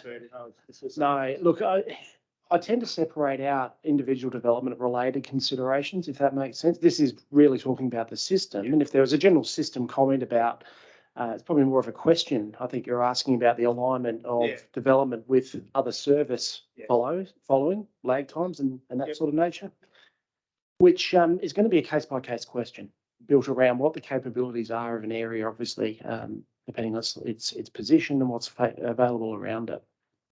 So we could add it to this one as a general comment, but I think probably it's fair to say this is more about the implementation of the planning system writ large. So those questions we could direct probably more specifically for Roseworthy through to the Education Department in the first instance, and send a copy through to the Planning Department as a courtesy copy, perhaps. Yeah. That's an extremely interesting question that you've raised there, Councillor Michael, in terms of a high school. Not everybody's going to afford Trinity College. Yeah. There'll be a number of people there that want to just send their children to school. Yeah. Now, the capacity of Kapunda High is probably almost at capacity with the new Year 7 in there now. So what's the answer? So I guess as a council, it'd be something for us to keep in our mind for the future, that we keep that question out there and asking it somewhere, because it's going to be a problem if we don't. We're going to have all these young people who need to go to school, can't afford to go to Trinity or can't afford to go to Xavier. Well, probably quite right. Yeah. Yeah. Yeah, Councillor Simon. I mean, it probably has nothing to do with this, but further to this, that you're saying to high school, but the real issue is the primary school, because there's only one little primary school in Rosebery right now. And most of the people moving there like have little kids, and Trinity, as for the next couple of years, only will have primary school places. And so that's why it's really up to the people that don't want to send their Add that to the list. kids to private primary school and that really don't have a place to go. So No, spot on. I think it needs to be added to the list. It's something we need to keep in our mind and how we deal with it. I guess that will. I think Mayor Bill, Roseworthy's got a wait list now for the primary school, or it has for quite a while. So Yeah. for anybody that's new coming into that area, they will have to go on a wait list. So I think otherwise then they go over to Hewitt. I think that's where a lot of them feed off to, which is still within our council area, of course, but But all the same, they're going to have. They're going to fill up. there's going to be a as well. big problem a little bit later on. Yeah, Mr Mayor, there's also the new Riverside College. It's just at Anglevar, which is a 1,500 student college that's expanded on the freeway. So they just jump on the freeway and turn off at Anglevar. So it's, that would be an accessible college. Provides something. This is a private, public, government school. Yep. Riverside. Yeah, well, it's food for thought, isn't it? We've got a recommendation there about 2/3 down the page. Did I get a mover or a seconder for that recommendation? I have now. Thanks, Councillor Fabio and Councillor Simon. Any further comments? If not, I'll put the recommendation. All in favour? That's carried. Thanks, councillors. And thanks, Greg and your team for a very comprehensive report. We move on to 11.7. There's a partial decision of existing land management agreement and Parkers Road, Gawler Belt. That's 11. Did I miss one? Sorry, I skipped 11.6. 11.6 is a public health advisory group project working groups, regional public health plan. I'm not sure if the new councillors know much about this. We do have a regional health plan that we adopted. We have had input into this organisation before in producing this plan, but we're looking to continue that now.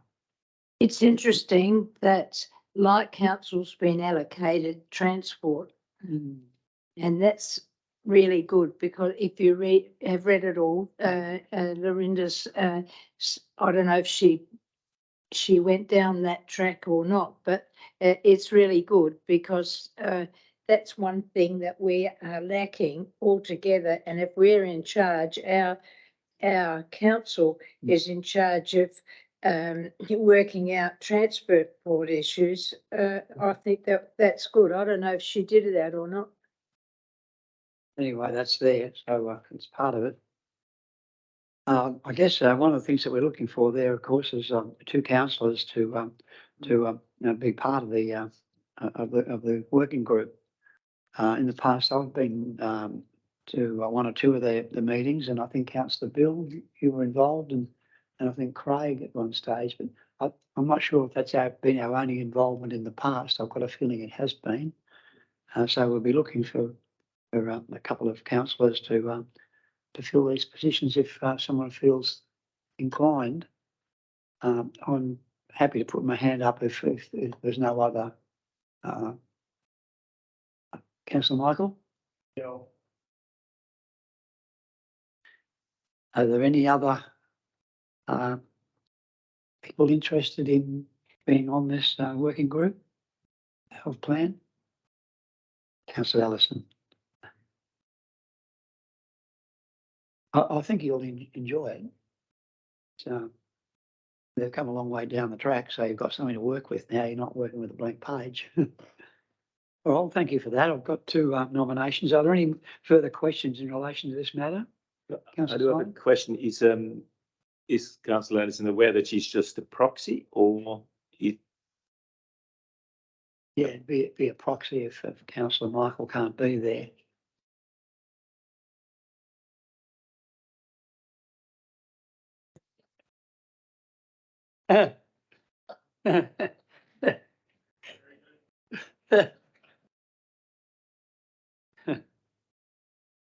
Well, I can put the recommendation. All those in favour? No. We need to move them second. I thought I had that. No, No. no. Thanks, councillor Dean. Councillor Lynn. All those in favour? Those opposed? That's carried. Thanks, councillors. Thank you, councillor Michael and councillor Ali. Well done. I think the current plan is on our website somewhere. Yep. 11.7 is a partial rescission of existing land management agreement in Parkers Road, Gawler Belt. Any questions in relation to this matter, councillors? It was a fairly straightforward report. Thanks, councillor Lynn. Someone like to second that? Councillor Allison. All those in favour? Those against? That's carried. Thanks, councillors.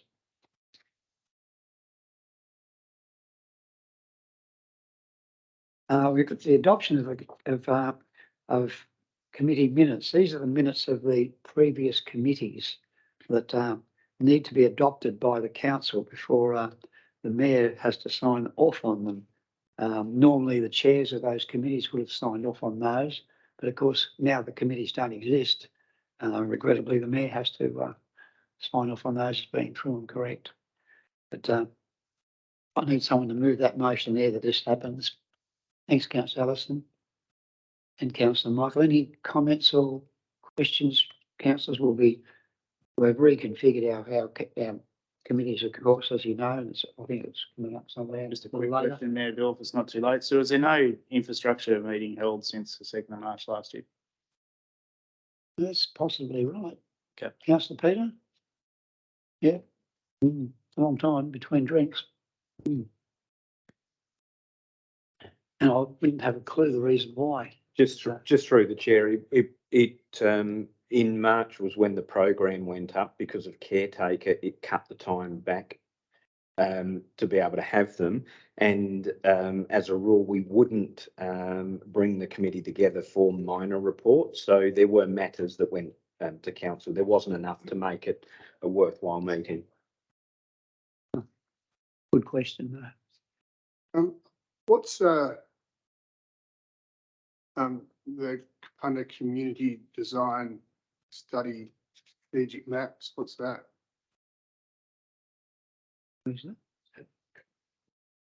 Yeah. Through the chair. So we're just embarking on compiling some maps of Kapunda that outline a whole heap of community objectives that has been put to council over the last probably 30 years. Just to highlight the achievements of council in terms of actioning community wishes over that time, as well as any outstanding items that then might be good to engage with the community on to say, are these still relevant, these outstanding actions? Do you want to do anything different to really stimulate inputs into the new strategic plan? So that bit of mappings has just kicked off, and we're hoping to have some maps in the next few months that we could put through council and out to the community. Right, so, yep. Thanks, Karen. And what's that wayfinding signage? Is that all to do with the light standing, was it?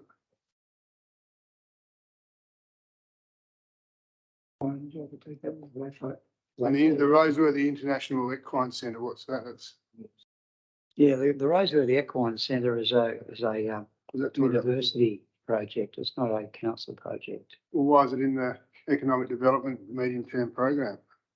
Well, I think they knew about it. It's about. So we're not going to fund that anyway. Why is it in the economic? Excuse me. Just. Yeah, there was a council contribution towards the business case up until the point where the business case has not yet proceeded. So council hasn't contributed, but the council was going to contribute $10,000 towards a business case for that project.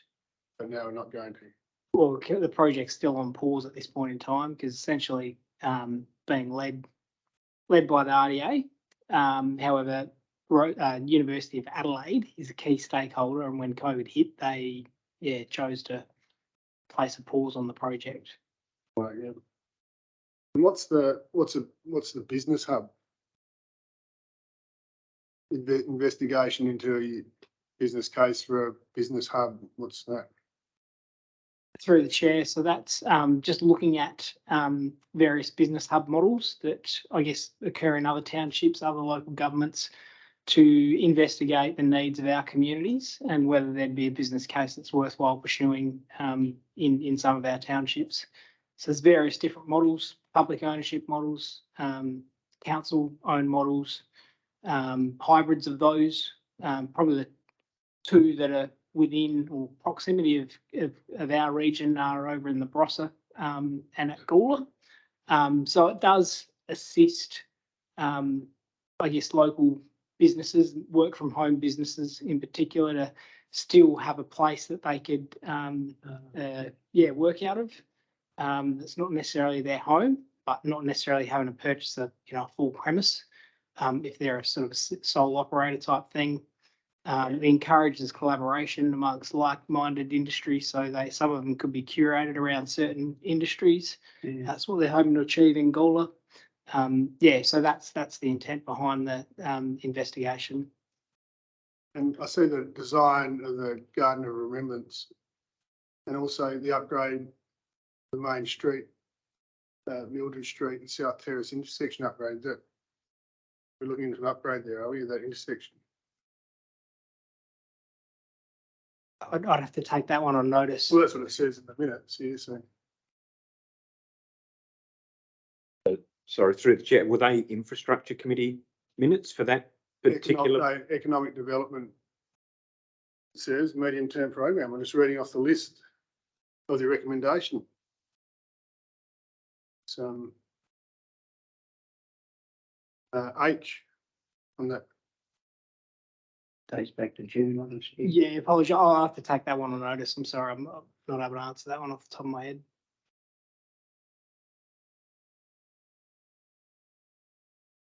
And there's a regional development fund, is there? Is that? What's that about? Is that the one with?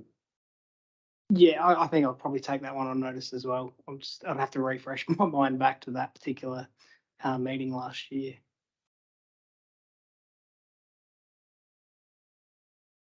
Yeah, thanks, Corin. Anything further, Corin? No, thank you. So we might just have to have a look at that economic development panel minutes and just go through that again, Corin, if we can, and just check out those matters. Excuse me? Correct. It's been passed by previous council meetings. That's right, yeah. Move for a second. Yep, all those in favour of this particular recommendation? Those against, that's carried. Thanks, councillors. Now, 11.9 is a rating equity for power generators. Any questions or comments in relation to this particular matter? It's something that the Legatus group have been hot on, and they've been working toward an outcome and working very closely with the local government associations who are now advocating for the same thing to happen.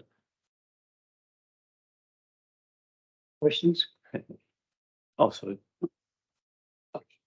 I do. I mean, it's just one thing that I'm wondering about is I totally understand that we do want private companies to pay full share rates, and it's important to understand that the history of this. So 1999 is when the state-owned ETSA corporation got privatized, and that coincides with when this law was introduced that electricity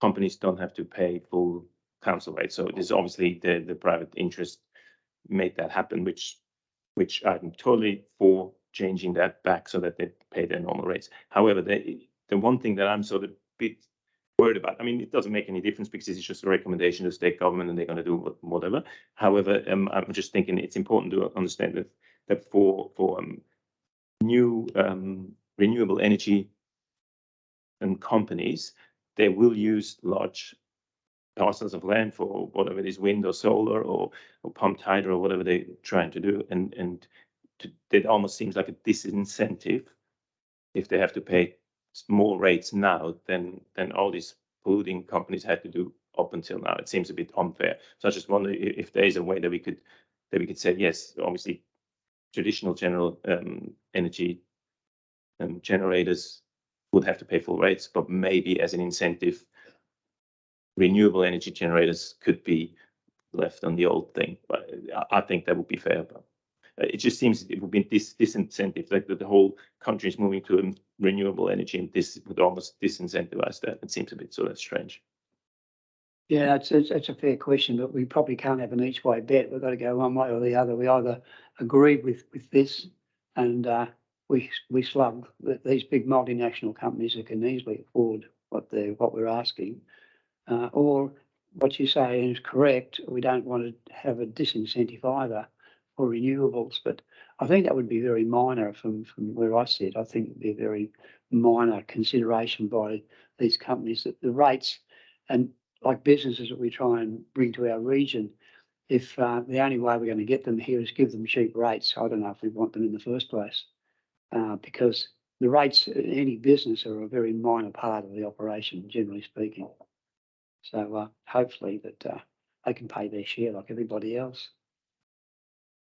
Yeah, thank Councillor you. Bill? There is the potential for us to give them reduced rates. As a startup company, we can, as a council, we can do that. So yeah, that's probably one way of encouraging them into the light region to do that. So rather than support the current motion.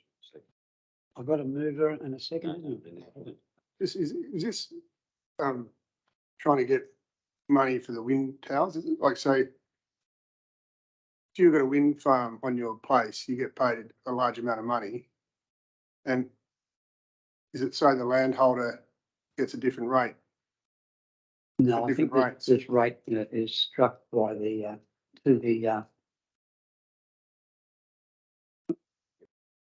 oh, Richard, could you comment on this? Thank please? you, Mr. Mayor. Yes, there's a couple of different conversations going on here, and Councillor Simon and Councillor Bill are both correct. I think that there'll be opportunities not to penalise, say, solar farms, and there's opportunities to give rates incentive through the normal rates rebate clauses of the Local Government Act. I'm not too sure if you've had an opportunity to read the full rating equity report produced by Legatus, but obviously with that group commissioning that report, the principal method of power generation in that group at the time was wind farming. And particularly we're looking at the areas of Wakefield Regional Council, Goyder Council, and there's some other minor areas, but they have large scale wind farms, the hundreds of towers. So there's a couple of ways around that. So in the report, you may recall seeing that councils have the opportunity already under the Local Government Act to request the Valuer General to create a tenancy apportionment on land owned by the main landowner. So what would happen is, say, if you had 100 acres of farming land and you had 3 wind towers on that, for argument's sake, let's just say ETSA were controlling those wind towers, which they wouldn't, but let's just say for the sake of argument. Well, then you could ask the Valuer General to create 4 tenancy apportionments if they were separated for the purpose of rating. And what would happen under the current system is, say at Light Regional Council, there's probably going to be a minimum rate charged against each of those tenancy apportionments based on value of land. Now, this infrastructure is not rated as a capital investment. It's just the value of the land, and that's part of the problem. So you might have let's just say a $10 million wind turbine sitting on that $1,000 piece of land. So all you can rate them for is the $1,000. Yeah. So in the meantime, you've had 200 or 300 truck movements across council roads to get this infrastructure in place, and then you're likely to have X number of truck or vehicle movements over the course of a year servicing all those pieces of equipment, and that's the argument. So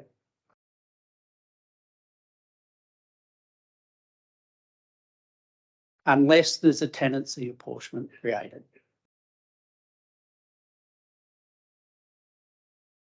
Well, if I was a landowner, I'd be asking the VG to create a tenancy apportionment and have that rated separately under the lease agreement. And that's the short outcome. The long game is pay appropriate rates on capital infrastructure. The same happens with winery production companies. All your tank farms and whatnot aren't taken into the rate calculations. It's the same principle.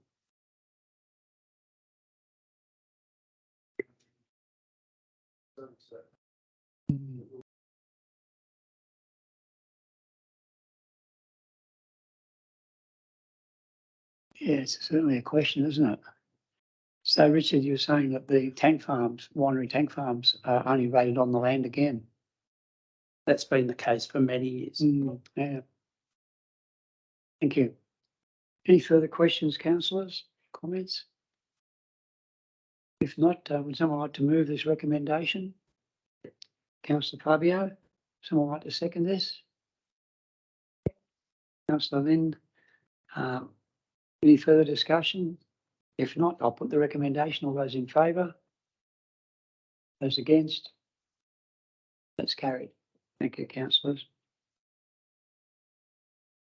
We move on to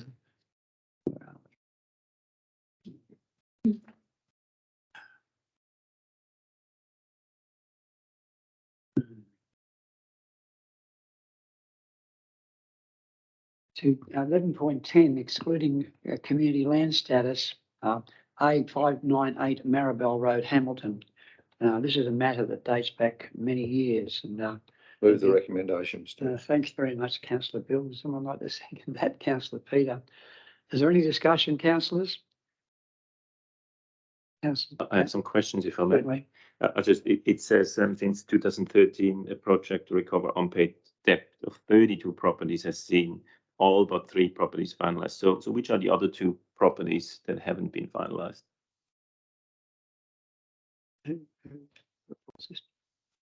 We'll have to take that question on notice. I'm sorry, that would be through the rates department to tell us that information.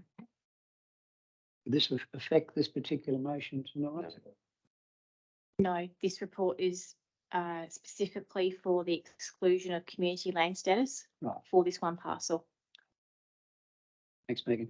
Thanks for the question. If I have one more question, just what's the chance of being able to sell this land to recover the roughly 19 grand it owes us? I mean, is there anybody that wants it?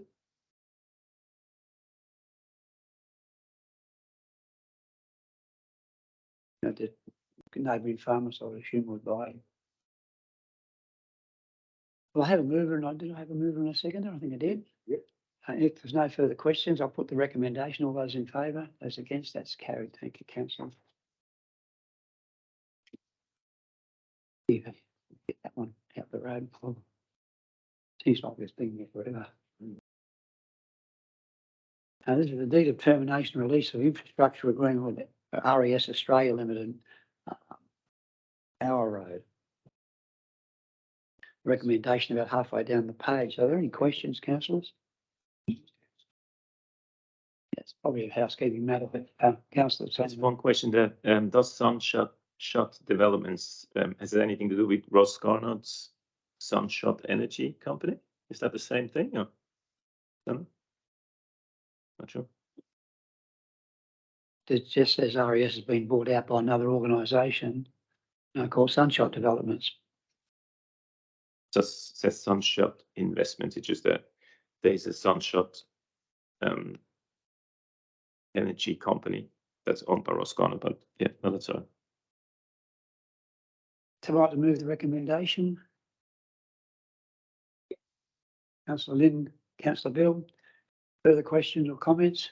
If not, I'll put the recommendation. All those in favour, Those against, that's carried. Thanks, councillors. We move on now to our questions without notice, councillors. First one is 12.1, our council projects submitted by Councillor Simon. And there's a response provided.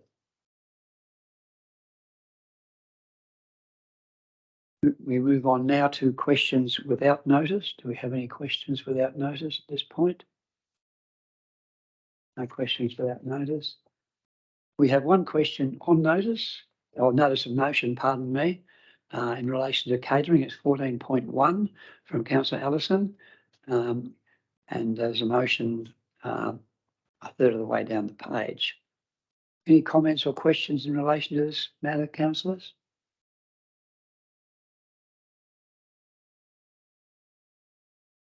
Councillor Demi, do you wish to speak to this motion?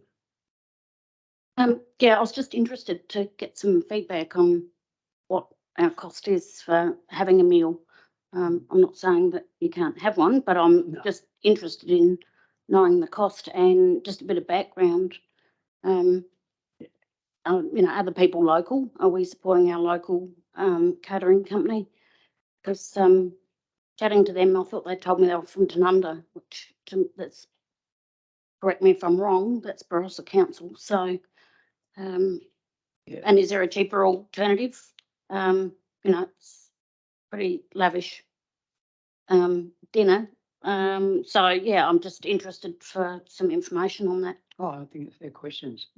Just trying to think the best way to deal with this because it does deserve a response. Well, if we get a mover and we get a seconder, we can follow this matter through for you.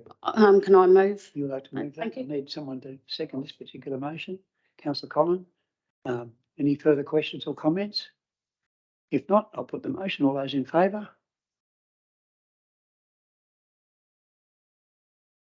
Those against? So you're in favour? Yeah. Let's do that again, just to double check. Yeah. All those in favour of the motion? 3, 5. Against the motion? 1, 2, 3, 4. Motion is carried. Can I call for division, please? Yep. All those who voted for the motion can stand behind their seats if they may.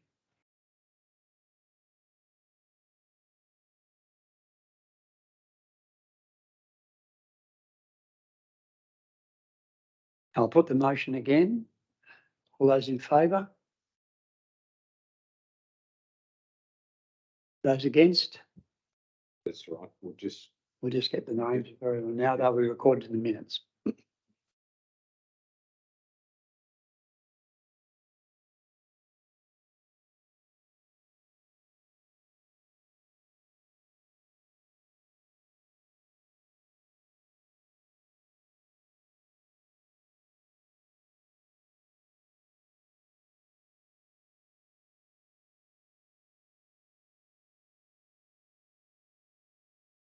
Thanks, everybody. I think we've got all the names. Thanks, Davina and Kari. We have another matter here, an LGA Council Meeting Procedures Handbook brought forward by Councillor Peter, that the elected members be provided with a current LGA Council Meeting Procedures Handbook. I think we've had some discussion with this, and the current handbook has been out since 2016. And it's not relevant because there's been quite a few changes in the legislation, as we're all aware, that are just being implemented now. But I think if this motion is adopted, we could look at making sure that we get the next, up-to-date version of a LGA Council Meeting Procedures document for everybody. Also move. Yes, so moved. Thank you. Do I have a seconder for this motion? Councillor Allison. Further comments or questions? Those in favour of the motion?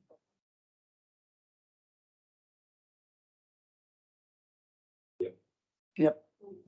And also we've got our own meeting procedures also that that we adopted not so long back, which really makes this a little bit irrelevant, but it's relevant because it's a local government document and it talks about meeting procedures, but we do have our own meeting procedures, which we adopted not so long back. That's still currently available, the way we operate and run our meetings. Councillor Fabio? Just a question or a point in the motion.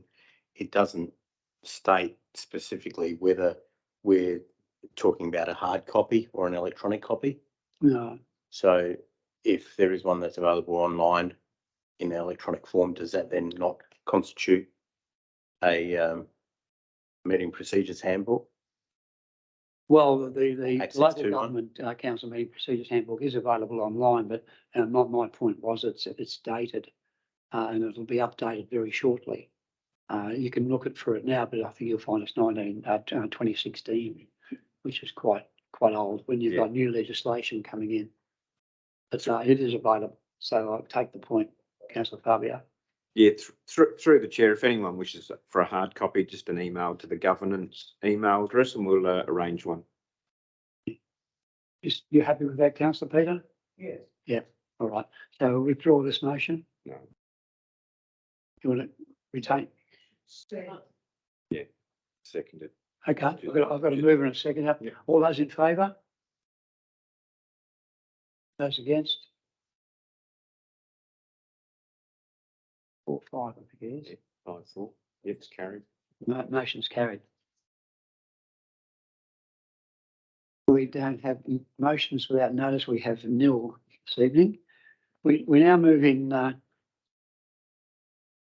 Pardon me. Are there any motions without notice? Just through the chair, I'm not sure if this is the spot that I bring it up, but I think it is.